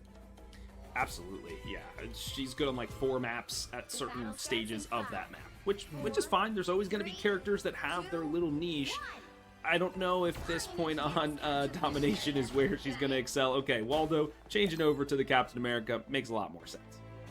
Yeah, we do have plenty of Star-Lord action going on in this one, but both teams pulling that out. Galactic Legends are going to be combating each other for the entirety of this game, so really important for the strategists to capitalize with their ults. For sure, and another dogfight in the sky like we saw against the Angelas in the previous series. This time the Phoenixes, though, can they provide a little bit of that extra cover fire, make these Star-Lords think twice, and there won't be a Phoenix's attack slaw taken down first. Oh, that's great from Apollo. Waldo here as well, diving into the back line, pulls them away, so Apollo can actually cap that point first. Now they've just got to hold it. They're doing a great job here, just backing them into this choke point. They can just run them down. Apollo finding elimination after elimination. The clapping, the applause from the Queen of Ice. As they go back to the spawn here, does Menace. Dracula nearly taken down as well. Apollo, this is it though. You've got to be careful. You don't want to be pushing too far up. Spawn room is right there. And you don't want to open up a flank push. We saw that with Semper Nox as they pushed a little too far, got rolled over, and then they lost the point and lost the game and lost the series. So you have to temper your aggression. It's the ebb and flow of hero shooters. Yes, you want to push them back, but that's why we're always like, well, if you hold them at a spawn room door, that's always like really egregious because it is that difficult to do. Right now, Apollo, they are coming out swinging in this domination match. Ensong Inferno is going to be committed here. They do find the connect with it, taking out free with the rest of the team from Menace here. Luna Snow's going to fall. Dracula does fall as well. Nearly an ace here as Apollo are cleaning up the defending champions. Yeah, they're coming out a little slow. They just can't find their footing. Is it Slime not finding anything? What is his role here to look into the backline? But it's a full tempo kind of dive here from Apollo. And even if you try to dive the Phoenix, she can flow away, use her ultimate, whatever. So it's a really tough time to dive one of these targets. Maybe going for an Emma to kind of counter them as well. Good. Let's see. This could be their final opportunity. Fate of both worlds going to be committed here. There's the invisible boundary. There's the Galactic Legend from Axing trying to respond. Does just get eaten up by the boundary though, and they did also use the Feast of Abyss. Menace have thrown quite a bit at that. Apollo have held strong so far. Psionic Seduction is going to be used, but wow, what an approach from Dracula to find the KO onto Waldo. Apollo losing that Vanguard, that is massive for them. There goes the invisible boundary. You're going to be paired with so many ultimates that we're actually stalling here. Menace have managed to keep strong though, buddy, as another Galactic Legend's gonna come through, and they find the KOs on Apollo as they're about to get the cap on overtime. Massive here from Menace, and this was good patience from them. Wear down Apollo, get the ultimates out, and then allow Dracula to just suck the life force away from him with the Galactic Legend and cap the point, because the invisible boundary can deny it. There's other tools that they had, right? So, okay, how do we free him up? We've got to wear down these resources. They did just that. Now, how do they keep the tempo on? They're looking to do it here with their charge. Yeah, Waldo walking through here, trying to get straight back onto this point. Menace, though, they just retreat instantly back onto it, and the connects are gonna come through as, again, Apollo just walk through the front line of Menace and find the strategist in the back line. I mean, Captain America doing what he does best, leading the charge, leading the group to victory, and it will be the round one going the way of Apollo. They look pretty dang good there.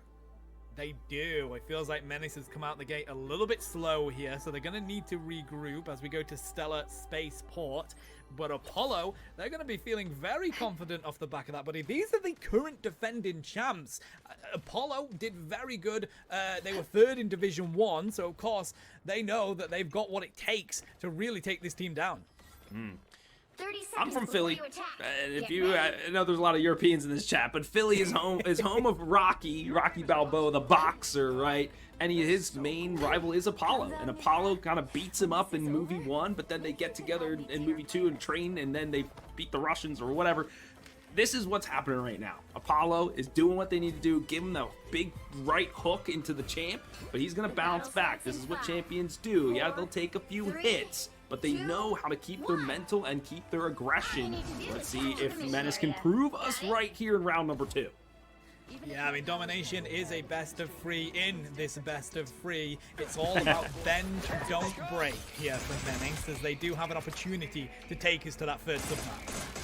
So Waldo is going to be, once again, he's the highlight character. There's a reason why everybody has their eyes on him. This Captain America just doing so much work. A Galactic Legend expended early here. They've got to find at least a pick or two. The bubble's nice from Bazzi to keep the team alive.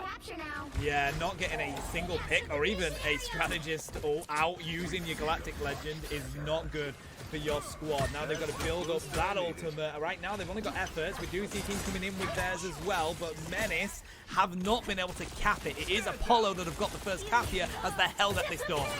Yeah, they use the Galactic Legend well to take space, because they can't really do it with the Vanguards that they have, but now it's going to be a full-on brawl on the point. And Song Inferno will be committed as they get a triple. Oh, baby, a triple as they connect Jashi, doing what needs to be done to wipe out Menace and keep hold of this cap. I just bursted through both of the support ultimates. Look, there's nothing left here for Menace. They have to just rely on the mechanical skill.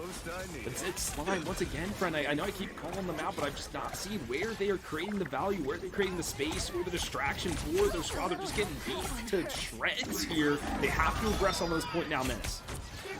Going to find some chaos as well. There's the Feast of the Fist. Finally managing to find the strategist is huge as 2 go down again. In fact, Menace are going to do what needs to be done to take the entirety of Apollo off the back of that Galactic.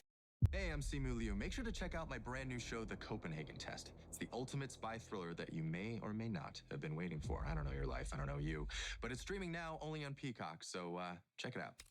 For whoever ends up watching this, my eyes and ears have been hacked. Every single person you know will become part of our game. He went dark. Eliminate him. There's no stopping now.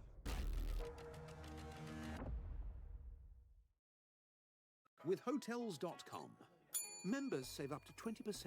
With that kind of discount, you could stay at a place with a killer spa. Get a manicure, clean up those mitts a little, eh? Hotels.com. Members save up to 20% at hundreds of thousands of hotels. Legend. You know, there's a caster curse and there's caster blessings, and that time we gave Slime the blessing to hit the go button. He had a good initiation, but Menace can't just wait for that every time. They can't wait for him to build up his ultimate, go for the feast, and then secure the point. They just don't have the time for that. So what are their other win cons right now? It's just the Kraken impact here to get something done. They have to hold on to the point, but one goes down. It's not a good look.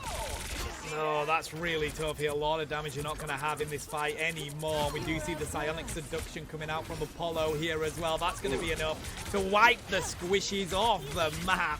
Apollo are so strong. They're nearly capping this bag, but Menace managing to hold on their Slimes here with the Strange and Bazzi, but Bazzi does fall, in fact, now back on the Venomous Slime. Oh, I mean, what great economical usage here from Apollo. Just one ultimate to get back on the point. And look, they have 5 more waiting in the wings. They can feel like they can hold this point for days. They're creeping up towards the upper echelons here now. How is Menace going to engage? Will they use the support off? Bazzi's been holding on to this Meteor M for feels like forever. They have to make a move, and they have to do it now.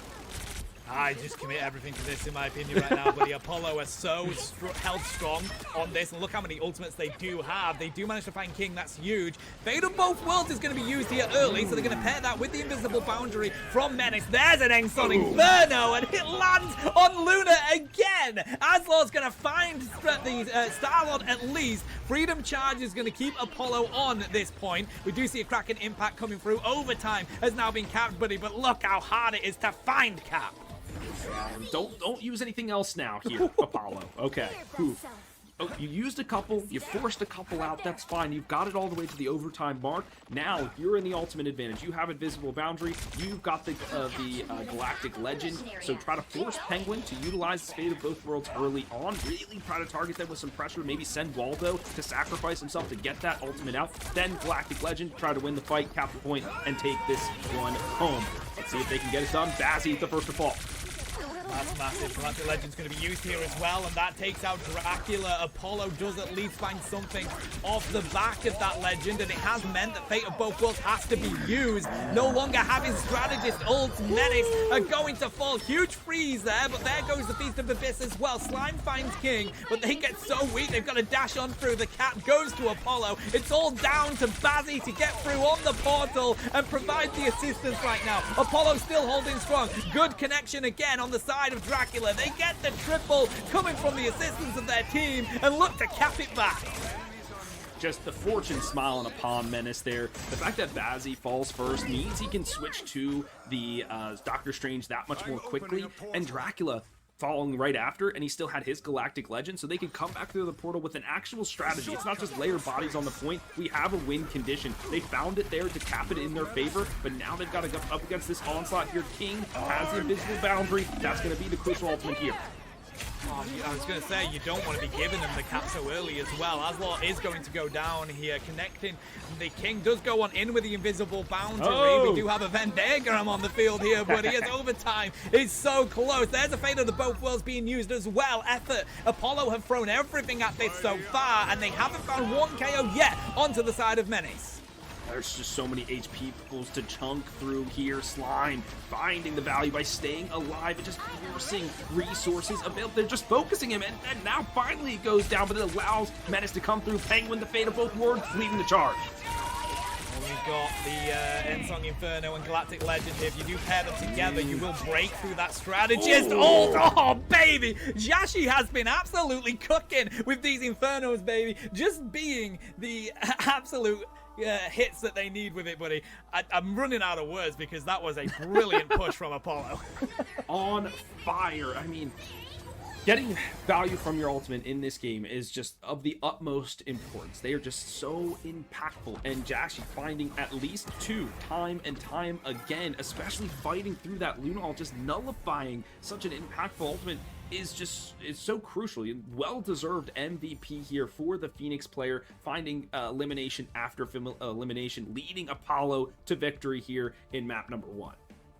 That is huge to take the first game versus Menace here. That's an impressive showing from Apollo, and yeah, 13 final hits from Jashi. I mean, Ensong Inferno can be so hit and miss. It's like Meteor M. It's one of those where it's going to do a huge burst of damage, but you got to be hitting your target bang on, and that was brilliant from Jashi. To get double KOs off the back of that completely flips that team fight.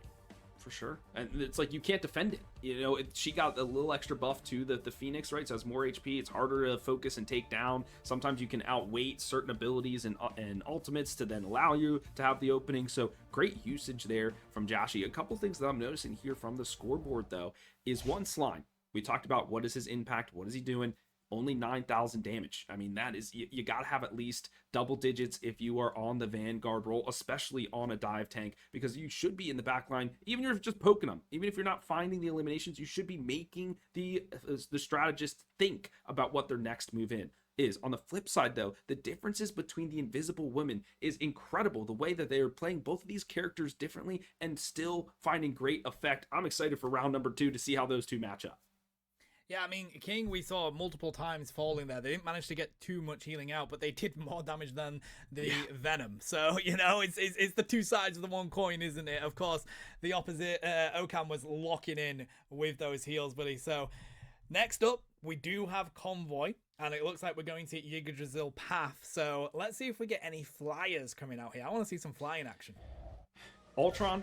He's got the double drone. I would love to see that in action. We talked about the Human Torch in terms of some of the buffs that they received. Angela, we've seen a couple of times. So I would, let me take the eye in the sky. Pasta, we've been putting him to work all day long as our observer here today. So I'm sure his wrist is burning right now. But I want to see some of those angles you got for us. We're seeing tried and true bands. It's the Gambit. It's the DD. See you later. Yeah, not going to complain at that. If it ain't broke, don't fix it. Take them off the field. Emma Frost will be protected here by Menace. Bazzi, I'm pretty sure Bazzi used to play for a team I used to cast. I think they're Hugh Mystery, I think they were called, and they were very good on the Emma Frost. I may be getting them mixed up, but nevertheless, we do have Emma Frost protected here, and the Phoenix for Apollo. I said this 3 hours ago. Like, this character is so freaking good. So good. it just made no sense that we didn't see it at all in that first fixture. We're seeing it here in the last couple, and you're seeing how lethal this hero is. For now, the Captain America banned out here from Menace. Waldo, they could never find him, and because he was always in the back line, then he was in the front line, he was doing all this stuff. So they're just getting rid of this Nat once more. The Mantis picked up here, which leads me to believe that Menace might be going for that triple support strategy moving forward. Yeah, I think it's probably a good shout on this map as well. We do have Angela protected as well. Another great shout on this map. We mentioned the fact that there's plenty of areas where you can get people off the map, but I love the fact that you're now going to have so much nuisance in the backline of Menace. You keep that pressure on here, right, Philly, and you make sure that they don't have just complete control of being able to heal their vanguards. For sure. And to round us out here, it's Adam Warlock, which, you know, makes sense if you feel like the other team's going to go triple strategist. He's usually the kind of that third piece there to add some extra damage, etc. So you just kind of take that off the board. Groot, always really good on convoy maps, always really good against Emma Frost specifically because she doesn't have really inherent mobility. If you wall her off effectively, she gets trapped away from her team, really hard to survive. So you're trying to protect that pick a little bit more by banning out the Groot. So good job here from both of these teams. They're going to go into this match with two different mindsets. That they are. Looks like Menace is going for the triple Vanguard, a triple strategist play on the defense. We'll see whether that continues to hold. But we talked about mentality, Philly, and of course, Menace, they are the defending champions. And it did not feel like they had any point of being able to win that game against Apollo. Always on the back foot. It seemed like they were one step behind. So maybe that first right hook they received kind of showed them some stars a little bit, and they haven't been able to recover. But in between matches, you can take a quick breather, right, as you're going back to the draft screen, etc. So let's see if the leadership, the veteranship of this squad comes through, or where these plucky upstarts, you know, get a victory. And if they do, they'll be at 2-1. Menace will be at 2-1 in terms of the table. What a great start to the league we will have. I like the approach from Axiom here. Going to pull out the Punisher, and they already find a KO on Tazlor. BRB will bring them back instantly, Philly, but that is great. Oh my god, that was just clean shooting. Like, there was no recoil on that gun even. It was just so steady in terms of the shots. I mean, what more can you say? Slime just getting eviscerated there on the penny. No value found. Get on the back line. Jashi does manage to get back. Oh, found as well. Okam across the map finds the KO. But the spawn room is right there. Menace at least managing to hold for the moment. And look at where the card is. They're not even trying to hold the corner, Menace. They're trying to hold all the way up here, but they're able to find just enough picks, even though they got eliminated themselves, to make sure it's staying where they're at. But this tornado could be a problem for Wall. Yeah, that is going to be it. Now that they've pulled out the invisible boundary, final judgment is going to be used here as Axion tries to get in there and overpower the heals. Of course, has the soul resurgence as well from Effort. That's a double. That's a triple. Doesn't find the Quadra just yet, but Jashi does. There's the Quadra. Oh my word. This is great tactical awareness from Apollo, forcing Dracula to panic and use the ultimate early. Dracula did not want to use the boundary there, so they timed it well enough that they could re-aggress onto the point with that final judgment right as the boundary was ending and just get so many picks off of it. Now they're aggressing here again with their tornado. It's a double for Waldo. Wow, what an effort from Apollo here as they wipe out Menace. We do have the portal through. Dracula's going to try and use that portal, but the second they die through, Ofcom is just deleted. Yeah, I mean, you got to do something to, I guess, try, and you're just going to go back to the spawn with the rest of the team regrouping, so not too much lost there, but wow, what a great first point from Apollo, really understanding their timings correctly and utilizing their ultimates well. So Apollo feeling themselves here today. 4 minutes on the clock now. That's a great amount of time that they've got as they already look to push up here and hold Menace around this first corner. Holding strong as well. See how they do it. I mean, I'm changing over to the Loki here, which I really like. That invisible boundary has been so impactful so far throughout this day that I feel like you just have to find where KNG is and just constantly get those boundaries up. But right now they're finding Slime. This off tank cannot get purchased in this match. Oh, and it's going to be Axion just cleaning up badly here. Apollo, their duelists have been absolutely on point in this one, as well as, of course, Glance holding strong on the Magneto. The connections from, of course, Jashi and Axion here. It's too much for Menace to deal with, but the DPS is off the charts. Yeah, I was about to say these Vanguards just can't seem to find some stabilization, and every time they step up, they're just getting deleted. Just the focus fire of Menace. They're trying to re-engage here now with the Psionics and Dash. Oh, there's the final judgment, looking to cook with it. Ensong Inferno as well, Soul Resurgence. Apollo have just thrown everything in their arsenal at Menace, and they find plenty of KOs. I'm not even sure you needed to use all of those. They definitely did it. That was a style on them for sure. Just to put a feather in their cap. They know they have about 4 minutes to accrue some ultimates again, and then, you know, bring this all the way home. Menace still reeling. They haven't been able to stabilize here. Is it their tank line? Is it something else? Right now they're just not having the right strategy to find any effect. I'm curious to see how they adjust. We talk about momentum. It's sometimes so difficult to break momentum that teams build up. Feels like that's it at the moment. Aslar does get a good pick on Axion though, and that has been such a pivotal hero for Apollo so far. Heaven's Retribution will land here from Waldo as they actually go on the retreat as well. Soul Resurgence has been pulled up from Slime, and we did hear the God of Mischief from Opcam. We're just waiting to see what they're going to use with it. I am ready to put on a show. But okay, looks like it will be the fate of both worlds to kind of stabilize themselves once again. But I like that Slime has switched over to the Mantis. So maybe off-tank is not really their role. Maybe they are strategists at heart. They're like, finally, coach, put me on when I need to play. And this might be the ticket. Just a little extra damage, a little extra healing, help them sustain through this final point. I absolutely love watching Angela play, bro. It's so fascinating just seeing them pick their target and then dive onto them like a hawk. It's brilliant, as we do see some Soul Resurgence coming out from Effort here. Apollo looking to find the picks, and of course it is Axion. When you take Axion out of this fight early, that completely changes the way this team fight goes, as Jashi again is going to land an Ensong Inferno, and they take out 4 of Menace. Oh my god. It was just the one piece that fell and the whole city collapsed, and that was Axlaw on this Magneto. They just kidnapped him, they bullied him, they bounced him around, and then from there, it just everything opened up, and they got every ultimate, everything they could possibly want. And see, they're doing it again. Angela just fully focusing on the Vanguard line.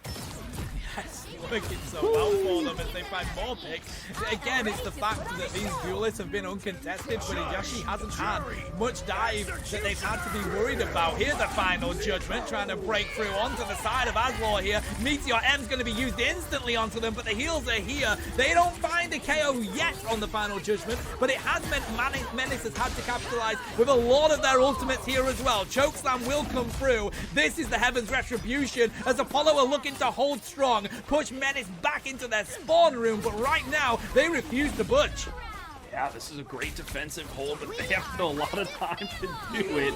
They're going back in with the Soul Resurgence, undefeatable, but Josh, even though he's got 2 in him, he got 1 this time, but it may be enough. This Emma Frost, though, has picked out a target, is zapping the Psionics away from him, and that will be that, a hold for Menace.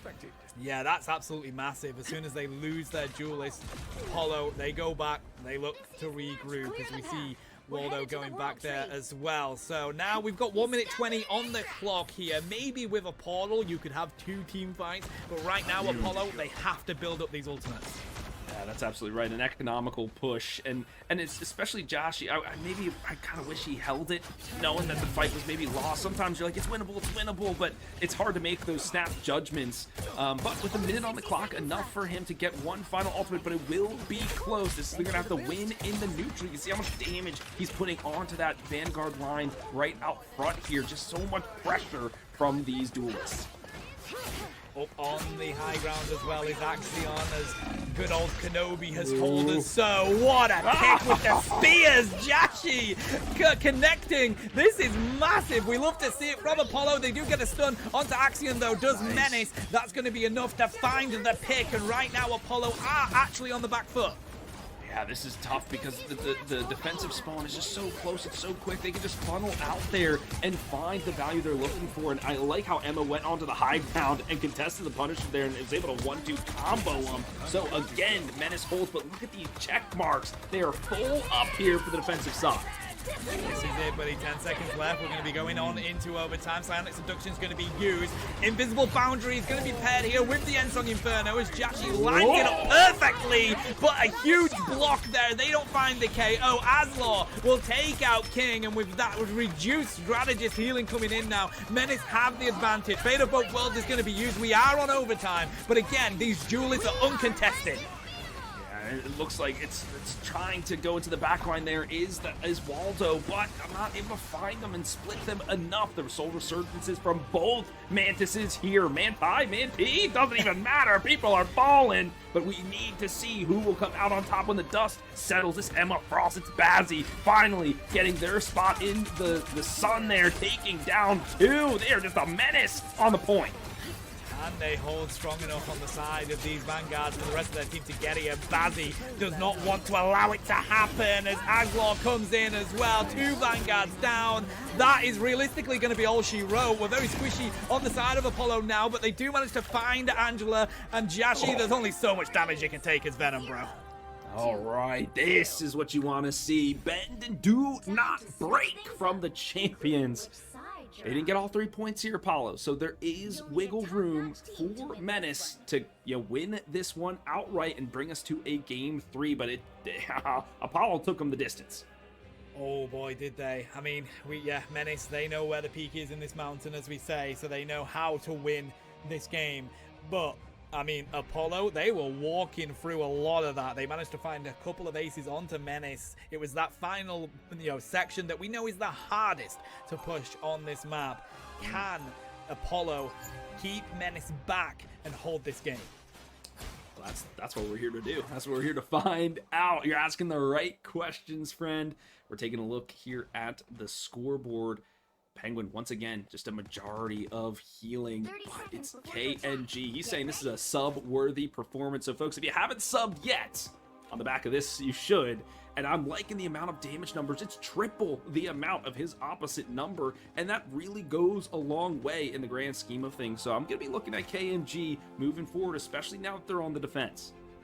I mean, look at the difference in final hits on these duelists as well, buddy. Like, Jashi and Axion.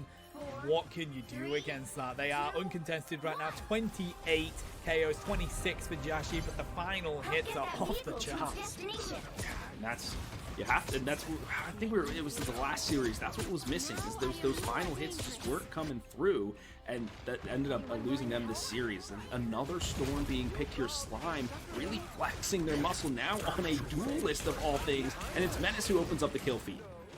Yeah, you do see Apollo on that triple Vanguard plan, but they have already lost 1.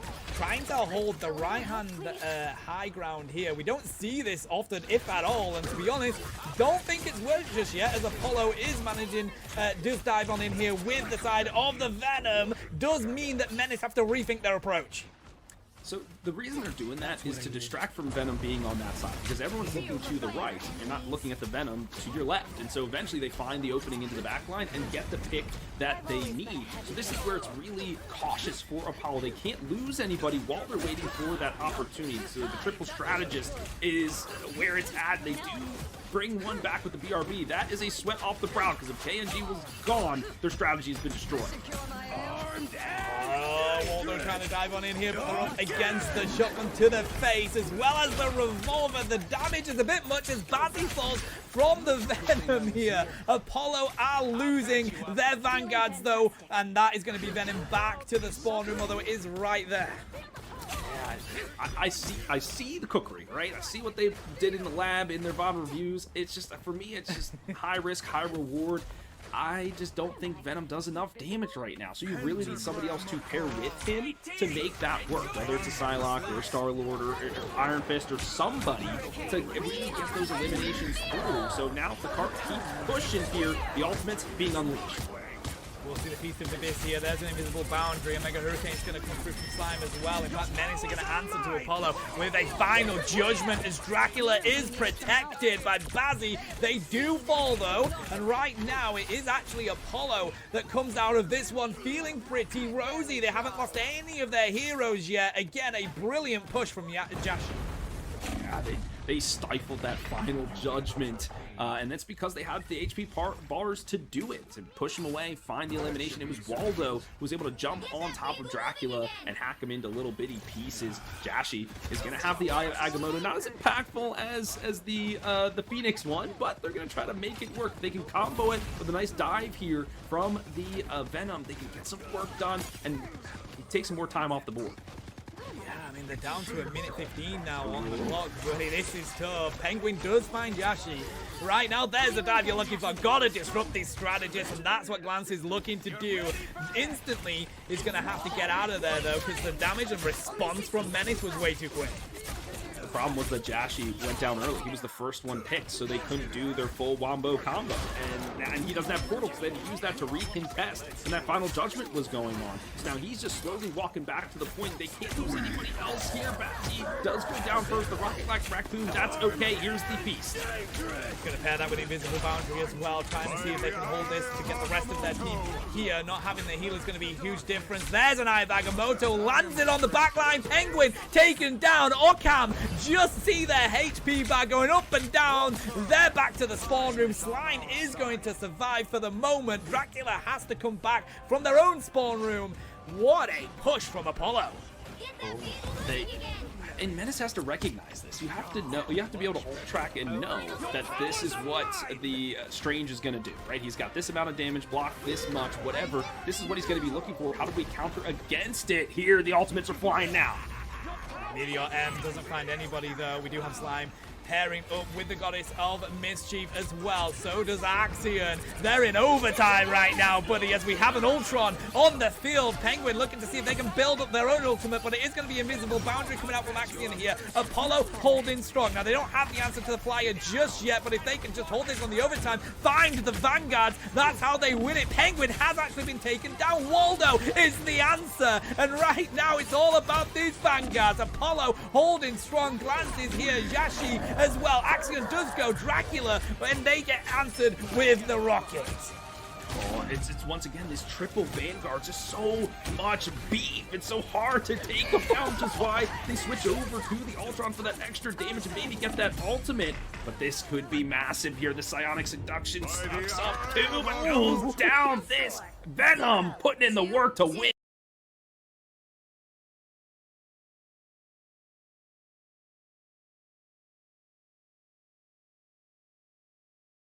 In the day for Apollo.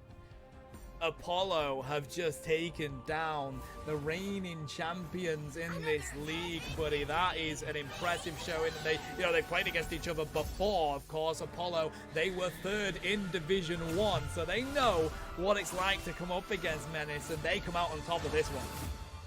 My word, I thought they didn't have it. I thought it was so close for the side of Menace. I liked the strategy that they were moving forward, but it is Venom who is the MVP because he was moving everybody around. He was changing the focus, so they didn't know where to look, and from there they were able to pick them apart. But Jashi, for me, I think has got to be the MVP. Just was on every different character in the world, really facilitating his squad in this series. I completely agree with you, buddy. I think that's the difference here. A lot of it, especially across the board with all the duelists, but Jashi especially, brilliant effort on those Endsong Infernos. Actually, some of my favorite that I've seen yet. For sure. So excited to see what this squad does moving forward. Do they take this momentum into the second game of the week and move themselves up to 3-1, right, going forward? So very curious to keep track of this squad. Menace, they'll have some things. Just wasn't their day today. That's all right. They'll have a couple of things to review, and they'll bounce back stronger than ever. I know that they will. But man, one heck of a series. And friend, I believe we still have one more for the crowd today. That we do, and an unusual one here, buddy, because we're going to be able to bring people some action from the other division here. So we will have a Division 2 game to be bringing people in these weeks. We'll try and bring you as much as we possibly can. Right now, we get to see some Menace action. We've got two other Menace teams here. Menace Academy are going to be taking on Menace Society, and I'm excited to see how they match up. So, friend, I mean, I'm pretty new to the Menace organization and the Menace League. I mean, tell the folks, tell me a little bit about it. They go, what is Menace here to do? What are they looking? What is their overarching goal? What are their dreams? What are they trying to bring here to the Marvel Rival universe? I mean, I was also quite new to them before they reached out to me to come on some casting. I was like, yo, an EU league, I'm there, bro. You don't need to say much else. But I do know they are aiming to be the home of Marvel Rivals and bringing action with this league, or at least from a competitive point of view. They host leagues, they host scrims, live broadcasts. They really do just want to show the talent that is here in this EU grassroots scene. And I think they're doing a good job of that so far. Yeah, definitely. Joshy, KNG from the last match, asking people for subs there in the chat, so we need them. But yeah, okay. And so part of that track to create this organization, this league, comes to these academy squads. Not everyone can be at the Celestial Grandmaster level every day. You got to start like me, like at bronze or whatever. It's only because I'm bad technically, like my fingers just don't work. But anyway, but you have to start somewhere, and giving folks an opportunity to play on a big stage, be on stream, having people in your ear, working with refs, all that stuff, it takes a while to get used to. So having these academy players in this Division 2 is so impactful to creating a sustainable ecosystem of esports. Rightly so, and it's all about improving, isn't it, across the board? The only way you do improve is by competing and looking back at your VOD. So it's really good learning from these squads as well as we get ready to kick this one off. Now, we don't have any lineups to bring you here, chat. We're just going to get stuck straight into this one. Of course, Menace Academy, Menace Society, and it's going to be domination, Philly. And I'm excited for this, because another thing with these academy squads is there might be some weird picks. They don't necessarily go with the meta because they might just be a specialist on Mr. Fantastic or something like that. And so, okay, then we get to see a little bit different how these teams play around some of those specialists that they have on their squads. For now, we're in the draft phase. Daredevil, nobody wants to play against that. We've already beat that horse to death, friend. There's nothing more to say. I am just having a nosy at the names on this squad. Wow, TK on Menace Society at level. There is a Raw. I have casted these people before in previous EU tournaments, and that's some exciting players, mate. Okay, well, then what's exciting? Do they have like impactful ultimates, good knowledge? What's exciting about them? Brilliant. I would say the micro and macro are pretty decent down here in this grassroots level. They have good flexibility as well. I would love to see some Magneto play coming out of TK here. At level was a brilliant strategist. I would love to see them on Gambit, because of course Gambit being the strongest strategist in the game right now, I want to know how they can bring the action on that.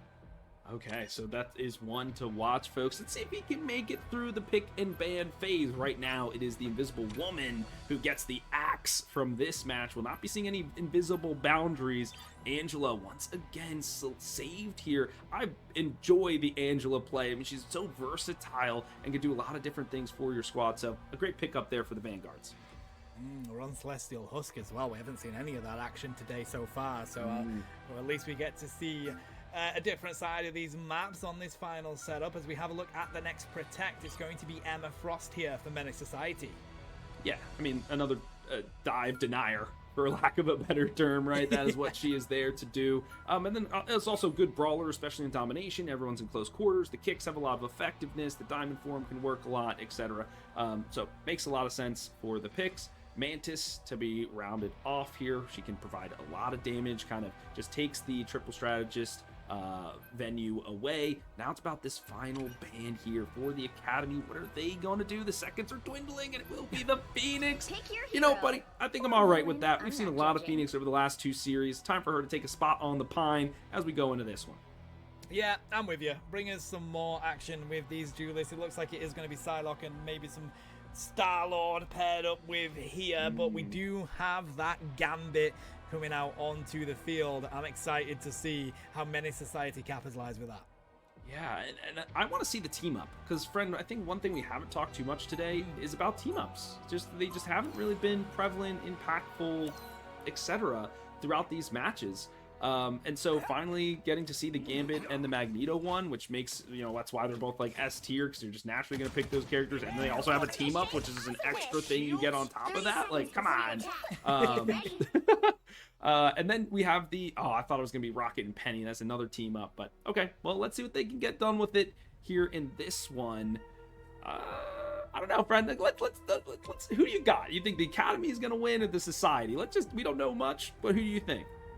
I don't know a lot about Academy. Obviously, I know some of the players on Society, so that's where I'm going to lean towards just because of that. But I agree with you. I want to see some of this big sword coming out of Magneto. Give me that team up.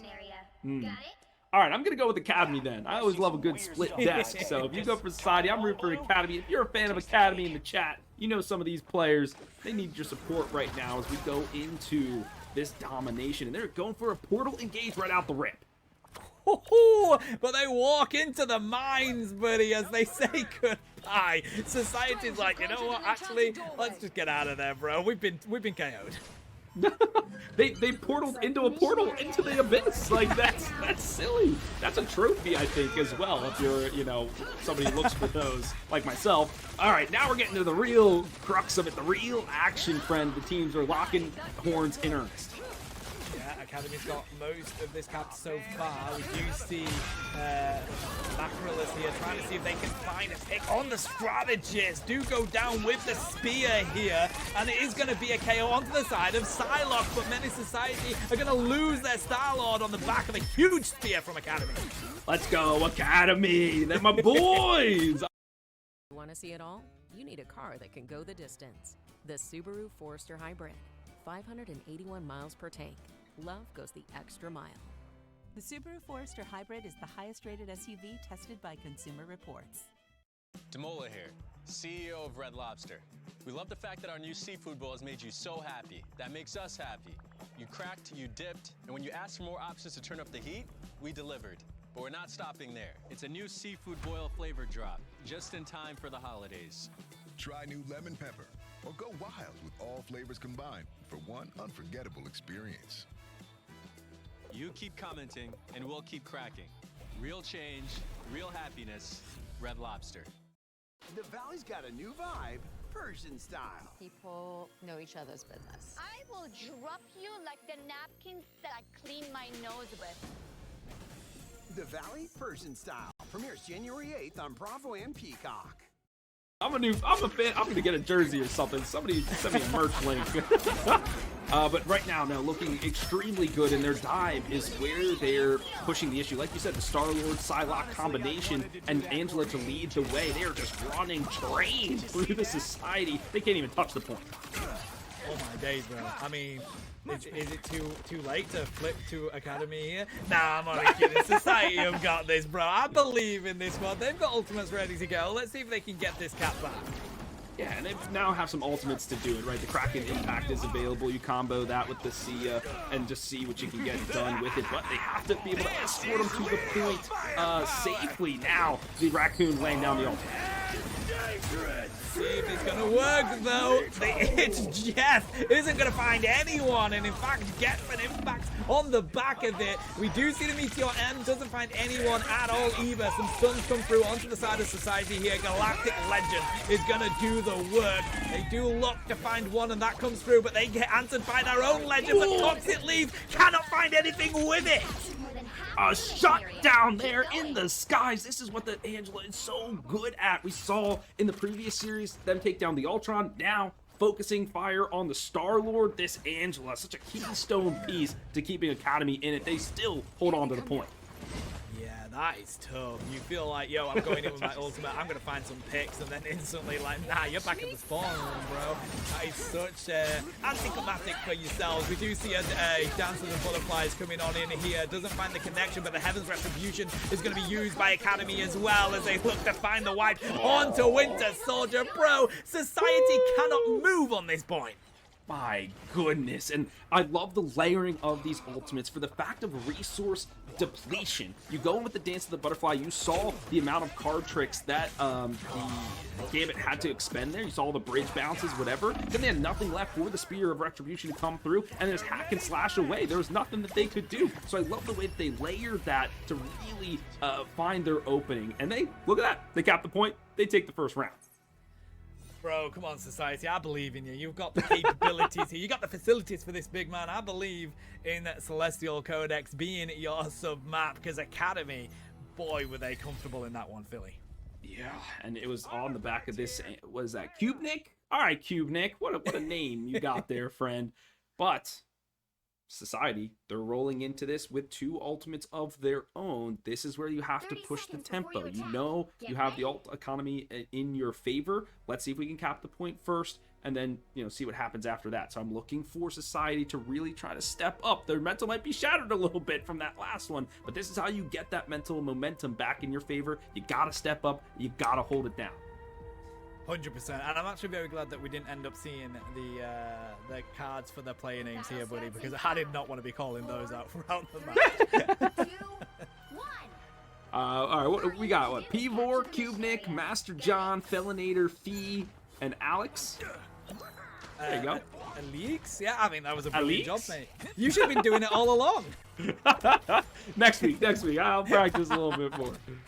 Oh, boy. All right, let's see how these two are going to rumble on this point. I like the high ground take here from Academy. Then putting the BRB down in a nice spot. And they're going to have to utilize it here. The Iron Fist. Is that? Oh, Angela, sorry, is the first to go. You have the Namor on the field now with the team up with Toxic Leaf being on the Hella.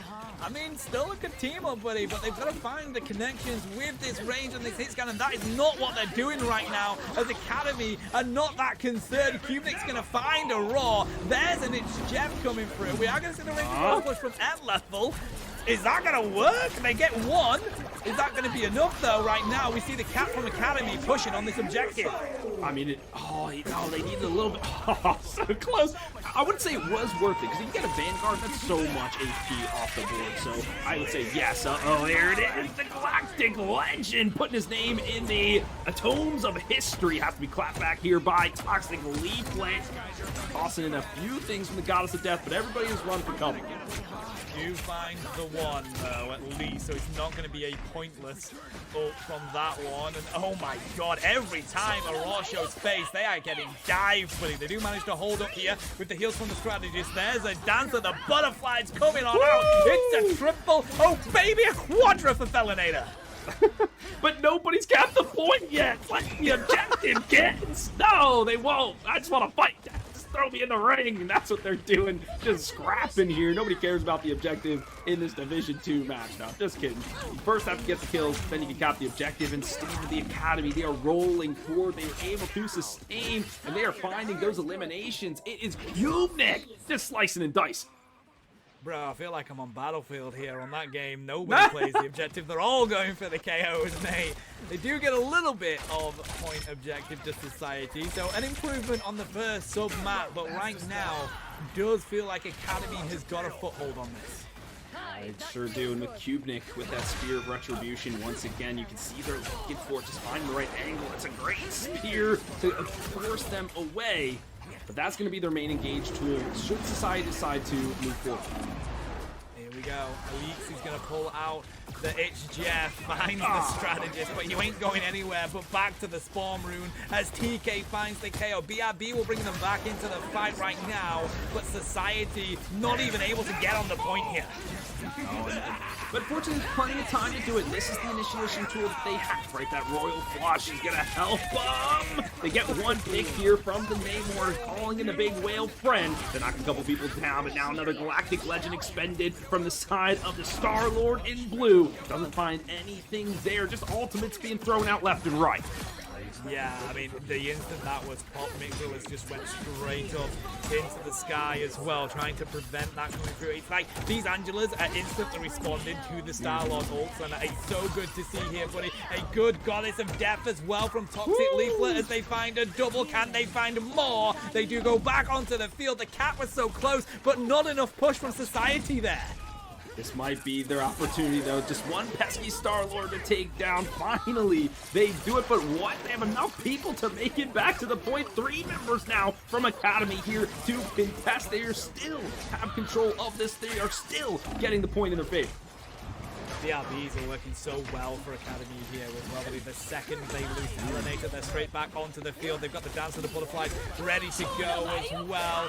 Macrolus is prepared here with the Heaven's Retribution. That Butterfly is going to be used now in the backline, but the block from Angela pulling up the shields. We do see TK pulling out the Meteor M. Does connect onto the side of Master John. And will we see the sacrifice? Should have done it, buddy, because Gambit gets away.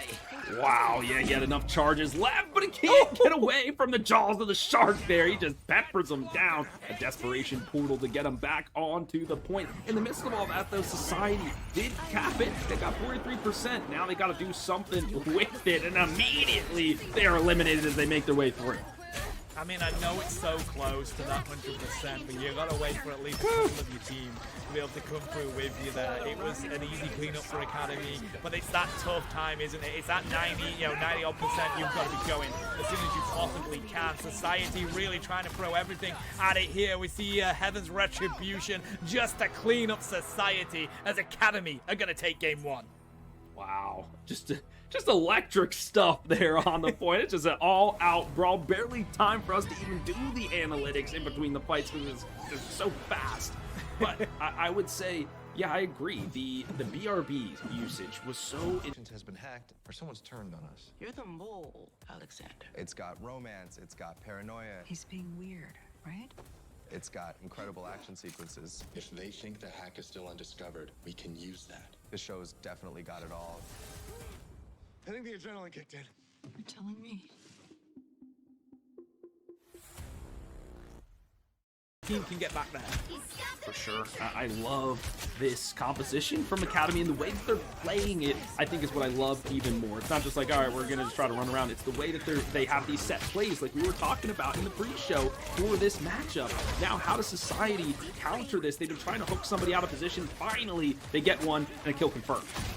Yeah, I will say Toxic Leaflet has been doing bits here on this Winter Soldier. Has definitely been finding some good picks. TK to mention with some good dives yet again. They have managed to break through Academy's hold in that room, so we won't see that Penny getting that much throw. They've rotated off it, and Society are looking to come here with the portal plays. They don't need to portal right onto the point, though. There's no need for that. Portal right into that alleyway and then come out together. I guess they're going to just try to dive right on and keep the cart where it's at. Yeah, that they do. Invisible Boundary is going to be used here. Society trying to get away from this portal play. And in fact, all they do is just wipe Academy, but you don't need to be worrying about it when you take down most of their heroes. I mean, yeah, you force out a couple of ultimates, that's fine. But like I said, they had the time and space to find a better spot to portal. What if you went all the way around that pillar, portaled there, and then did a flank from the backside? And then you have to turn around, 2 people are split, whatever it is. You just portal right on top. Yeah, everyone's going to know you're going to do that. Fine, you had time to do something different. So they'll go back to the VOD review and look at that for next time. But this Bucky player, I was wondering who the dive companion would be for the Venom, and it's been Bucky. He's been in the front line more often than not. Yeah, it's been great here as well. The nearly going down does manage to get their heals through as Academy are now regrouping. They've got 3 ultimates ready to go. Toxic Leaflet is just farming ult charge all day long here as they're about to get Kraken Impact back again. Society have to hold strong as TK gets so weak, has to pop their ability. Here's the Kraken Impact though from Toxic Leaflet, going to be paired with the Fate of both worlds. Meteor M's going to be thrown out here from Academy. Will they find the strategist? They do find a good KO. Psionic Seduction from Society to try and answer to that oppression. Academy are so good at pushing back with these ultimates. Yeah, just so much value being found here. And I really like this switch off of Cubnik to the Venom. They're like, okay, this is actually a more viable space for us to do that. Some extra HP pool. And they've been finding some good pickoffs with that, being able to sustain on the point, making sure the cart doesn't move. This Namor as well. And partnering with the Hela, we're getting to see the team up again where the dead squids come out and do some damage. So this is where Academy is going to be looking to make their stand. They have the ultimates to do it. There we go. We're all looking for the push onto these strategists. will do a huge amount of damage. Will it be enough? Trying to pick up the health pack as well to stop them from getting their heals, but they don't, and they do get taken out here. This is huge as Fee finds that KO. Magneto straight back into this fight as Society are having to regroup and deal with that Magneto again. But I think that they did get some value that forcing elites to spend the cocoon just on one player. I mean, you'll take that any time instead of a full team res. But you need your mag in this fight. That's the main bulk of that HP to be in that front line. Here is Cubic just being a menace here on these supports. They have to deal with him, but he's getting dangerously low. He's able to sneak out there just in time. So Society getting a little bit of an advantage as Alik is going to find the KO though onto TK. So losing one of your vanguards here, Society has to consider that as they look to push around. But I got a toxic leaflet. I can't stop looking at this guy, bro. Connecting so well on this Winter Soldier. We gave him the caster blessing during the draft phase. Like, this is a player to watch. He's like, dang, Philly, we gotta step up here. But the goddess of death is looking to put him down. Master John, reigning supreme, doesn't find any eliminations from his ultimate. He gets hunted down here by the Bucky. Fortunately, able to get back to the point, but in the final seconds, the overtime wick starts to burn. Oh, that is tough. You got to be winning that 1v1. But right now, Society are finding the KOs, taking out the duelist. In fact, nearly wiping the entirety of Academy. And again, they do get that third cap. A minute 25 is not a lot of time to push this final bit, though. And friend, we have seen how many stall outs on this final stretch of road here in Yggdrasil. Maybe one too many for my liking, but the blistering pace of how they ended that point, it feels to me that they have the momentum to do it. They've got a couple of check marks here as well. Let's see if that will help propel them to victory. Their attack's looking good so far. Here we go. We're all trying to do the same again. Manages to find some picks this time. Absolutely massive for Society. They did use 2 ultimates for it, but they do wipe Academy yet again and really get the opportunity to push it. They're so low on time right now. They have to push it as far as they can.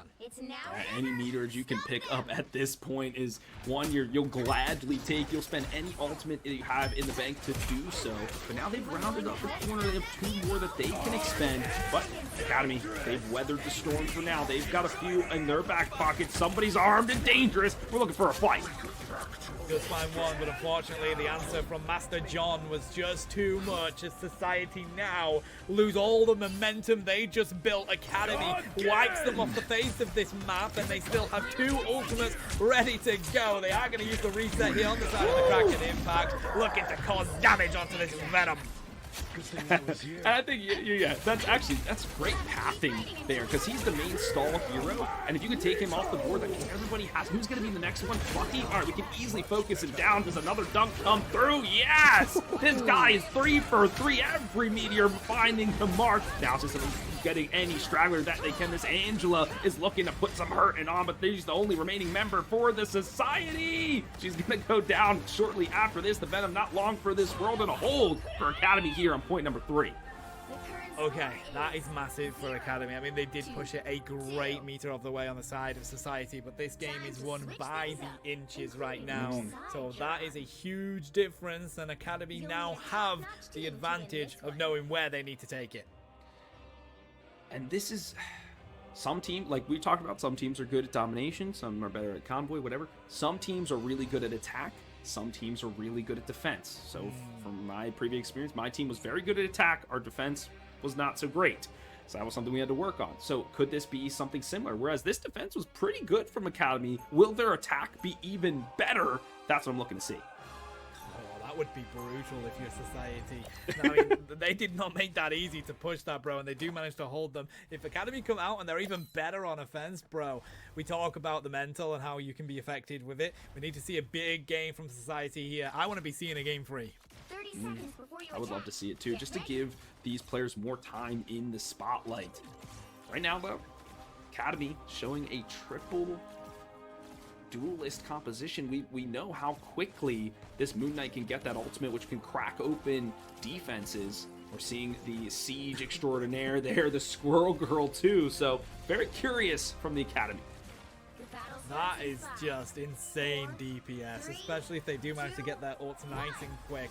I mean, you've got the Tsunami on the ground, you've got, although they do rotate it off now, you do have that Hand of Khonshu, which is just the quickest in the field as Academy come straight out here looking to really get their siege down. This is great utilizing those ults. I love this, and so interesting that Society is kind of mimicking what Academy is doing, but Academy understands the weakness of their own comp, so they're like, okay, this is what we kind of do to counter if we see it, but then that you're kind of revealing your hand to other teams who then look at it, so it's kind of interesting to see. But right now, Society holding strong, they weather the first storm. Does find a couple of picks, and yeah, the huge difference can be the mines that Society managed to put. If you want to go for a flank here, buddy, you got to think twice about it. Yeah, that is just way too much damage. And you can see, yeah, playing the webs down there, they can touch out onto the cart, make sure it doesn't move, go back. There's the Hand of Khonshu, though, to kind of break the bunker. They do find one. Oh, if they can find Penny here, that would be huge for them, but they don't. Just taking down Aurora is not going to be enough. And Academy now are looking to regroup. The dive is huge from DK. Yeah, it's just a lot to just keep everybody distracted, right? Because we're like, oh, we got to focus him. We can almost take him down, but another elimination. This time, Squirrel Girl hits the mark on Invisible Boundary here from Elix to push his team forward. Yeah, Society now, they're actually playing outside that room. They're coming out and getting a little bit too comfortable around this cart. We didn't see much of Academy doing that in the previous round, buddy. So it has meant that they found a couple of important KOs. Spider Sweep is going to come through. Master John with the Hand of Khonshu ready to go again. Doesn't need it at the moment. Axe are going to cook all day long. Yeah, oh, there you go. Now everybody forced out of the bunker, and he lets it fly. This is the Squirrel Girl. This is where they feast here in the treehouse, and dismantled the defense is the Academy. Right, let's see how Society bounce back now. That's the first huge team fight out of the way. Academy have the advantage, the momentum's building up. Society now have to change some of their comp line and really build the comp they're going to use in this game. I feel like I'm seeing deja vu. Are they going for a different type of core play? Why not behind the pillar? You're right in front of the team. They know you're there, right? The Spear of Retribution right in their faces. And this is exactly what Kubnik was waiting for. He's licking his chops. So they do this hack and slash. He is just beating everybody to smithereens, but still alive. Here is Society. They go through the Sidonic Seduction. They find a tunnel in the sky. Kubnik, he's under duress. Bro, thinking you were going to find Kubnik and then just puts up the shield like, nah, bro. Do what you want. I'll take all the attention from that ult here. And Society struggling a little bit. The Hand of Khonshu coming down from Academy yet again. Finds the double. Bro, the DPS is off the chart for Master John. Is that John 117 in this game? Oh my God, that was a crescent moon to the face. That was point blank range. That is animal cruelty. Somebody called PETA on that one. That was just rude. But Academy with 3 minutes and 30 seconds on the clock. Point number one. They know how to beat themselves their own game. They're doing just that. I want to see that portal play different from Society. Go around the back, dude. Do something different. Trip the other team. We'll see how it goes here in point number two. Not many ultimates to speak of. Bro, you need to do yourself a coaching session on how to do portals in these games, bro. I think all these players could do with it right now, as we do see a KO coming through yet again from Master John, taking down the Emma Frost, and that just means a huge hole has been opened without having that Vanguard in the front line. This is where Kubnik is going to feast, literally, physically, metaphorically, whatever you want to say. If there's no Emma there to deny him access to the back line, right now, Toxic Leaflet is looking to deny everybody. A good slam into the earth here from the Venom. The Goddess of Death raining hell from above, and there we go. Society clap back. Toxic Leaflet cooking here. That's a triple that we see. Aurora's going to find the double. Academy looks like they're going to be ace. Nathan manages to get the movement out of there. Oh, no, they don't.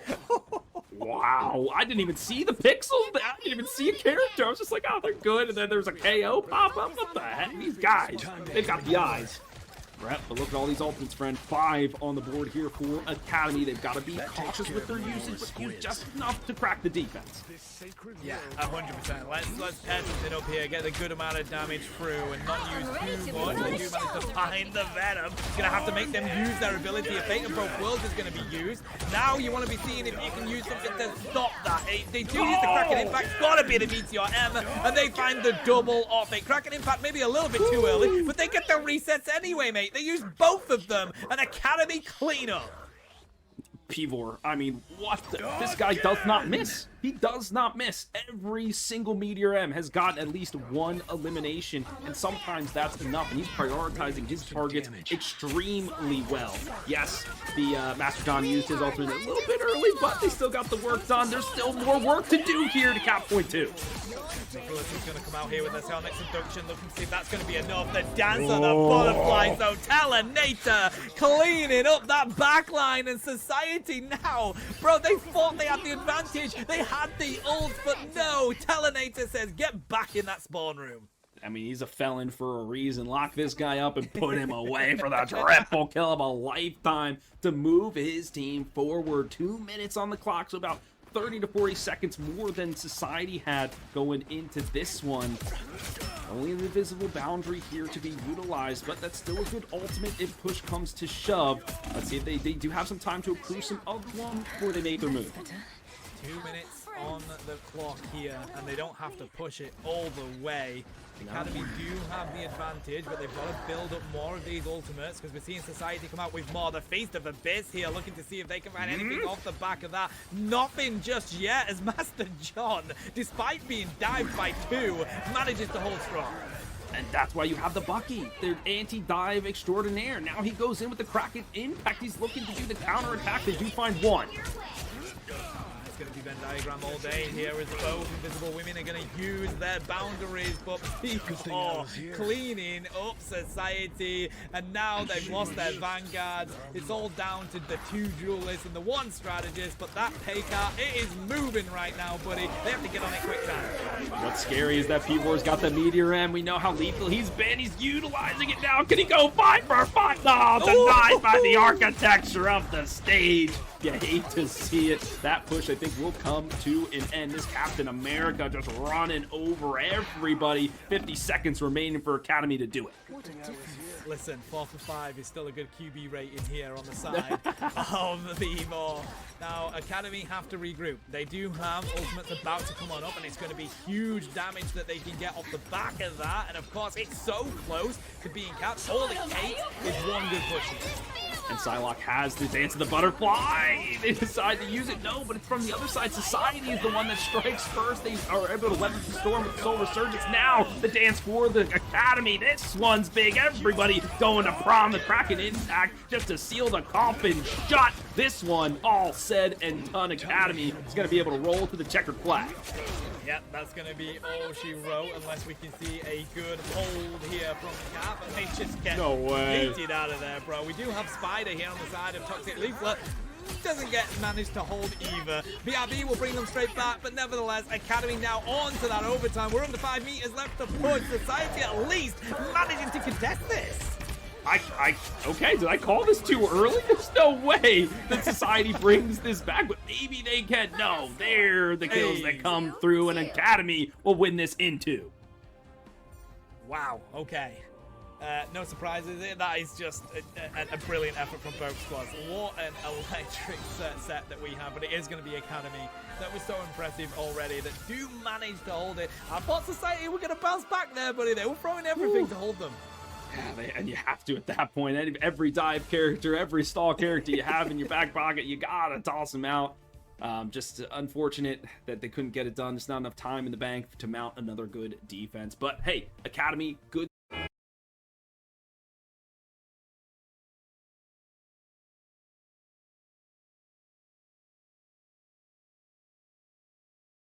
set plays, good strategy moving forward, great ultimate execution was massive from them. Excited to see more of this squad in the future.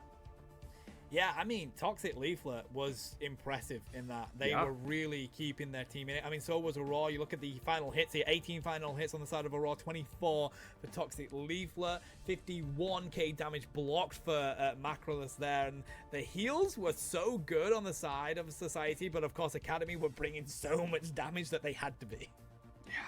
41,000 a pop there for the supports. They were just panicking. Buddy, you've probably been there too. We're just like, everything you could possibly do. But that means there's a lot to work with here. There's a lot of great potential for both of these squads.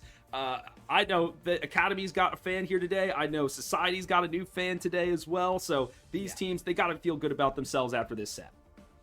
Bro, when you're that strategist main and all you see is critical everywhere on your screen, you're just spamming out their heals like, I don't know what else to do.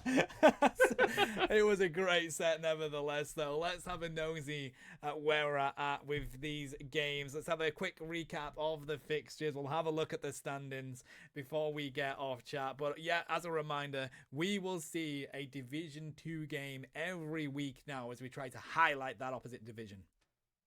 Yeah, and I love that. So definitely tune in to the end of the broadcast. Give those players your support. That could be you one day if you feel like, could I get into this? You sure can. Look at the academy system that we have here at Menace and, work your way up through. Friend, like you said, it's been an electric day of Marvel Rivals action. I want to break down these fixtures once again because some were close, some were not, but it's been a good day overall. I mean, we've had multiple game frees here, but it's been crazy. Previous weeks, it's just been clean 2-0s, but the game frees have been off the charts. Let's get these fixtures ready, bring them up on the screen as we're just waiting for them to be able to see them here. Yeah, I'm seeing them now. Semper Nox versus GG Gang. That domination first match, not close, but then the convoy after went the distance, right? They were struggling for that 3rd point completion. Then after that, 0-1 and Remake Esports, that was a tussle of epic proportions. It was just punching each other left and right, no holds barred. Menace versus Apollo, the big upset of the day here. And then our great Academy squad, or Division 2 matchup there with Academy and Society to round us out. Great match. Let's have a look at our current standings then off the back of that. This is, of course, week 2, so we've got more action to bring you. We will have a day 2 for week 2 as well, but looking at the standings, it's Glanton Gang still holding strong, undefeated, up on the top of their standings there. Apollo just slightly leapfrogs Menace, although they are tied 2nd, actually, so that is going to be a back and forth for the whole of this season. What really is impressing me is that GG has not dropped a map. 6-0 is the biggest stat line, I think. Yeah, folks are expecting them to win, but to win clean like that is saying something. Now it's about who is going to fight them in that title bout. Obviously, we still have a lot more games left to play. Anything can happen, but I'm looking at the top 4, this upper echelon of the table. I feel like any one of these guys, any one of these teams can go toe-to-toe with GG.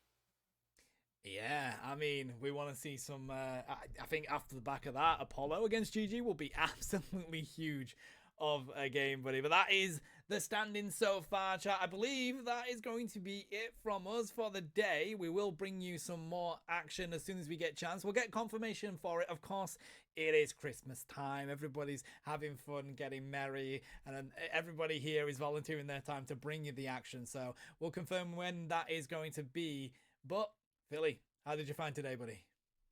It's been an absolute pleasure sharing the booth with you, sharing the caster chat with all the folks in the production like Pasta and Rad, just really holding it down together, and everybody else hitting the 1s and 2s. So thank you so much for having us. Looking forward to more Marvel Rivals action. We got some highlights for you, folks. Just kind of send you off into this good night. Finds the Phoenix, does indeed. Can they get the Gambit? Yes, it's a red ball kill for the sideline. Wow, Gads just cleans up the opposition here as 0-1 are going to be falling. Portal does come through, straight back to that spawn room, bro. Remake Esports reversing. That's a good line, man. They gotta hear the beat like beep, beep, beep as it's backing up. That would be distracting. This Angela, when are they gonna find the value here? If it's not just the ultimate, the cracking impact into the back line sucks up too. Oh, there from them, and I love this dive composition that they're putting through with the Angela and with the Bucky. They're waiting for that ult, the Kraken Impact, to come online, and that is their go button to really put the pressure on. Simper now is off the Adam Warlock, is now on Psylocke, so still locking it down. Let's see if he gets something done with it or whatever it is. There's a good give and take. 0-1 are able to reclaim and stabilize on the defense here with less than a minute to go. But a couple of big ultimates. This Dance of the Butterfly once again from Gaz is available. That has been why Psylocke is such an S-tier character right now. They're going for it.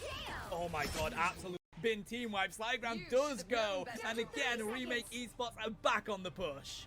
And that was great from Izumi to kind of shuttle Gads in there and beat the distraction point. So people are like, oh, what's this Angela doing over here? Let them focus her, and then that Psylocke snuck right through Invis and was able to chop some people down immediately. But I didn't know. Like, okay, Gads showing some mechanical prowess here in Midtown. They are up against it, almost there to the finish line. Another member is defeated from the defense. Take out Gad. Goodbye, Strange. Oh, they found Rocky.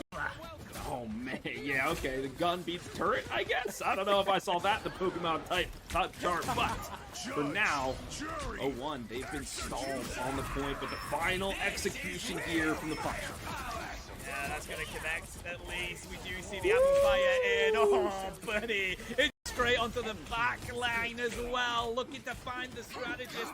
Doesn't, though. The response from 0-1 was brilliant, seeing that coming through. Trying to get back onto their Simper, but right now it's going to be the Psionic Seduction. Remake, they held strong with that one, buddy. No one going down on the back of that Hurricane. Yeah, Remake, they held strong with that one, buddy. No one going down on the back of that Hurricane.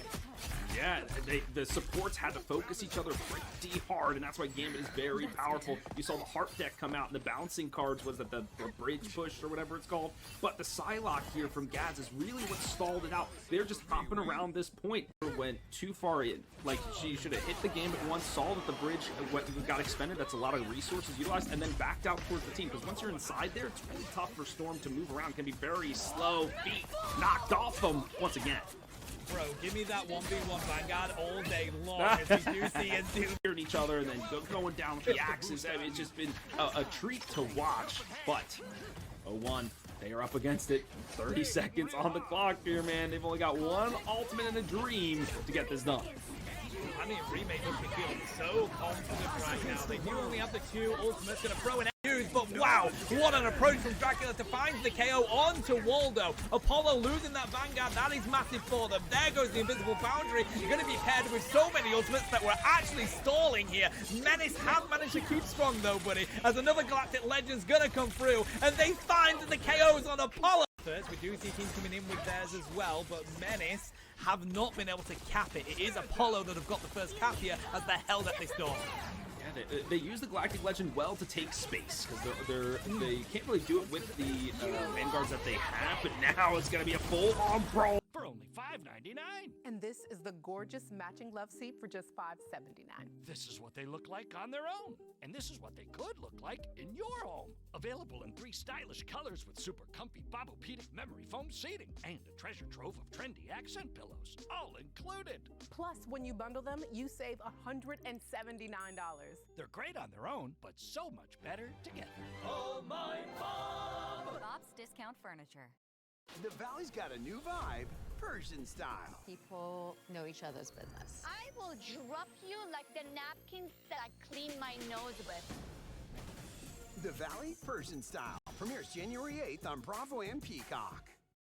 Waldo to sacrifice himself to get that ultimate out, then Galactic Legend try to win the fight, cap the point, and take this one home. Let's see if they can get it done. Bazzi the first to fall. That's massive. Galactic Legend's going to be used here as well, and that takes out Dracula. Apollo does at least find something off the back of that Legend, and it has meant that Fate of Both Worlds has to be just ults. Menace are going to fall. Huge freeze there, but there goes the Feast of Abyss as well. Slime finds King, but they get so weak, they've got to dash on through. The cat goes to Apollo. It's all down to Bazzi to get through on the portal and provide the assistance right now. Apollo still holding strong. Good connection again on the side of Dracula. They get the triple. Through here. Slime finding the value by staying alive and just forcing resources available. They're just focusing him, and now finally it goes down, but it allows Menace to come through. Penguin, the fate of both worlds, leading the charge.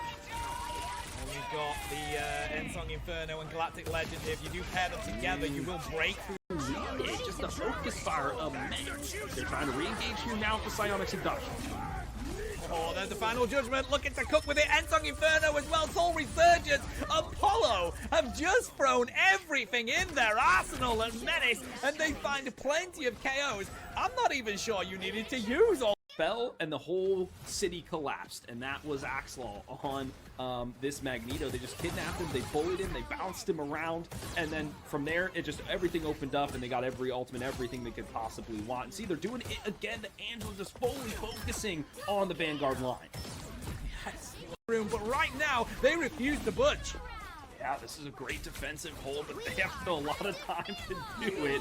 They're going back in with the Soul Resurgence, undefeatable, but Jatu, even though he's got 2 in him, he got 1 this time, but it may be enough. This Emma Frost, though, has picked out a target, is zapping the Psionic Vanguard line right out front here. Just so much pressure from these duelists. Up on the high ground as well is Axion, as good old Kenobi has told us so. What a kick with the spears! Jashi connecting. This is massive. We love to see it from Apollo. They need to see who will come out on top when the dust settles. This Emma Frost, it's Bazzi finally getting their spot in the sun there, taking down 2. They are just a menace on the point. And they hold strong enough on the side of these Vanguards for the rest of their team to get here. Bazzi does not want to allow it to happen. As on the back of a huge spear from Academy. Let's go, Academy. They're my boys. I'm a fan. I'm gonna get a jersey or something. Somebody send me a merch link. But right now, looking extremely good, and their dive is where they're pushing the issue. Like you said, the Star-Lord Psylocke combination, and Angela to lead the Raccoon laying down the ult. See if it's gonna work though. It's Jeff isn't gonna find anyone, and in fact gets an impact on the back of it. We do see the Meteor M doesn't find anyone at all either. Some stuns come through onto the side of Society here. Galactic Legend is gonna do the work. They do at level. Is that gonna work? They get 1. Is that gonna be enough though? Right now we see the cat from Academy pushing on this objective. I mean, they needed a little bit. Oh, so close. I wouldn't say it was worth it, because if you get a Vanguard, that's so much HP off the board. So I would say yes. Oh, there it is. I mean, they needed a little bit. Oh, so close.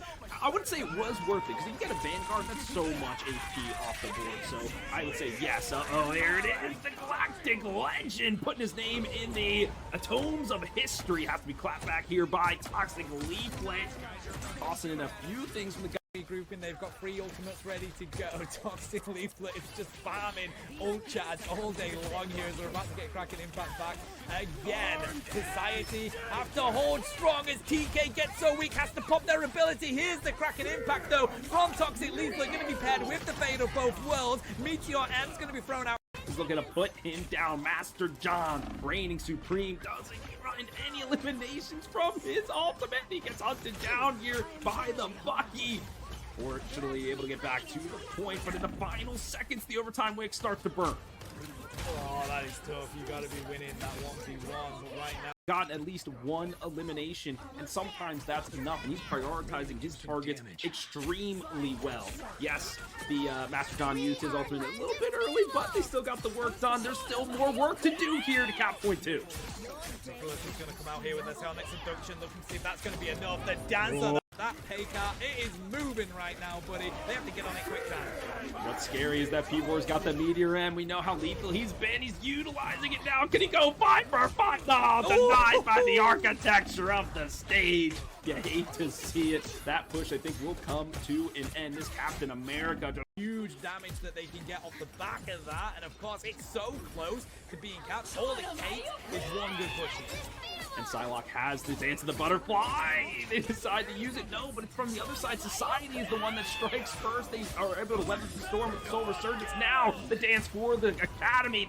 To being capped. All it takes is 1 good push here. And Psylocke has the Dance of the Butterfly. They decide to use it. No, but it's from the other side. Society is the one that strikes first. They are able to weather the storm with Soul Resurgence. Now, the dance for the Academy. This one's big. Everybody going to prom. The Kraken Impact just to seal the coffin.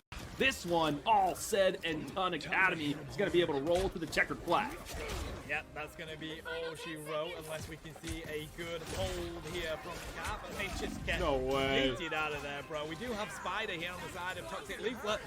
Doesn't get managed to hold either. BRB will bring them straight back, but nevertheless, out of there, bro. We do have Spider here on the side of Toxic Leaflet. Doesn't get managed to hold either. BRB will bring them straight back, but nevertheless, Academy now on to that overtime. We're under 5 meters left to push. Society at least managing to contest this. Okay, did I call this too early? There's no way that Society brings this back. No, not yet. We do have a good push onto this point. Glancing Gang gonna hold strong though. Venom continuing to dive into that back line here. Has to make the Ultron rethink. Lassie Molasses is on 1 HP.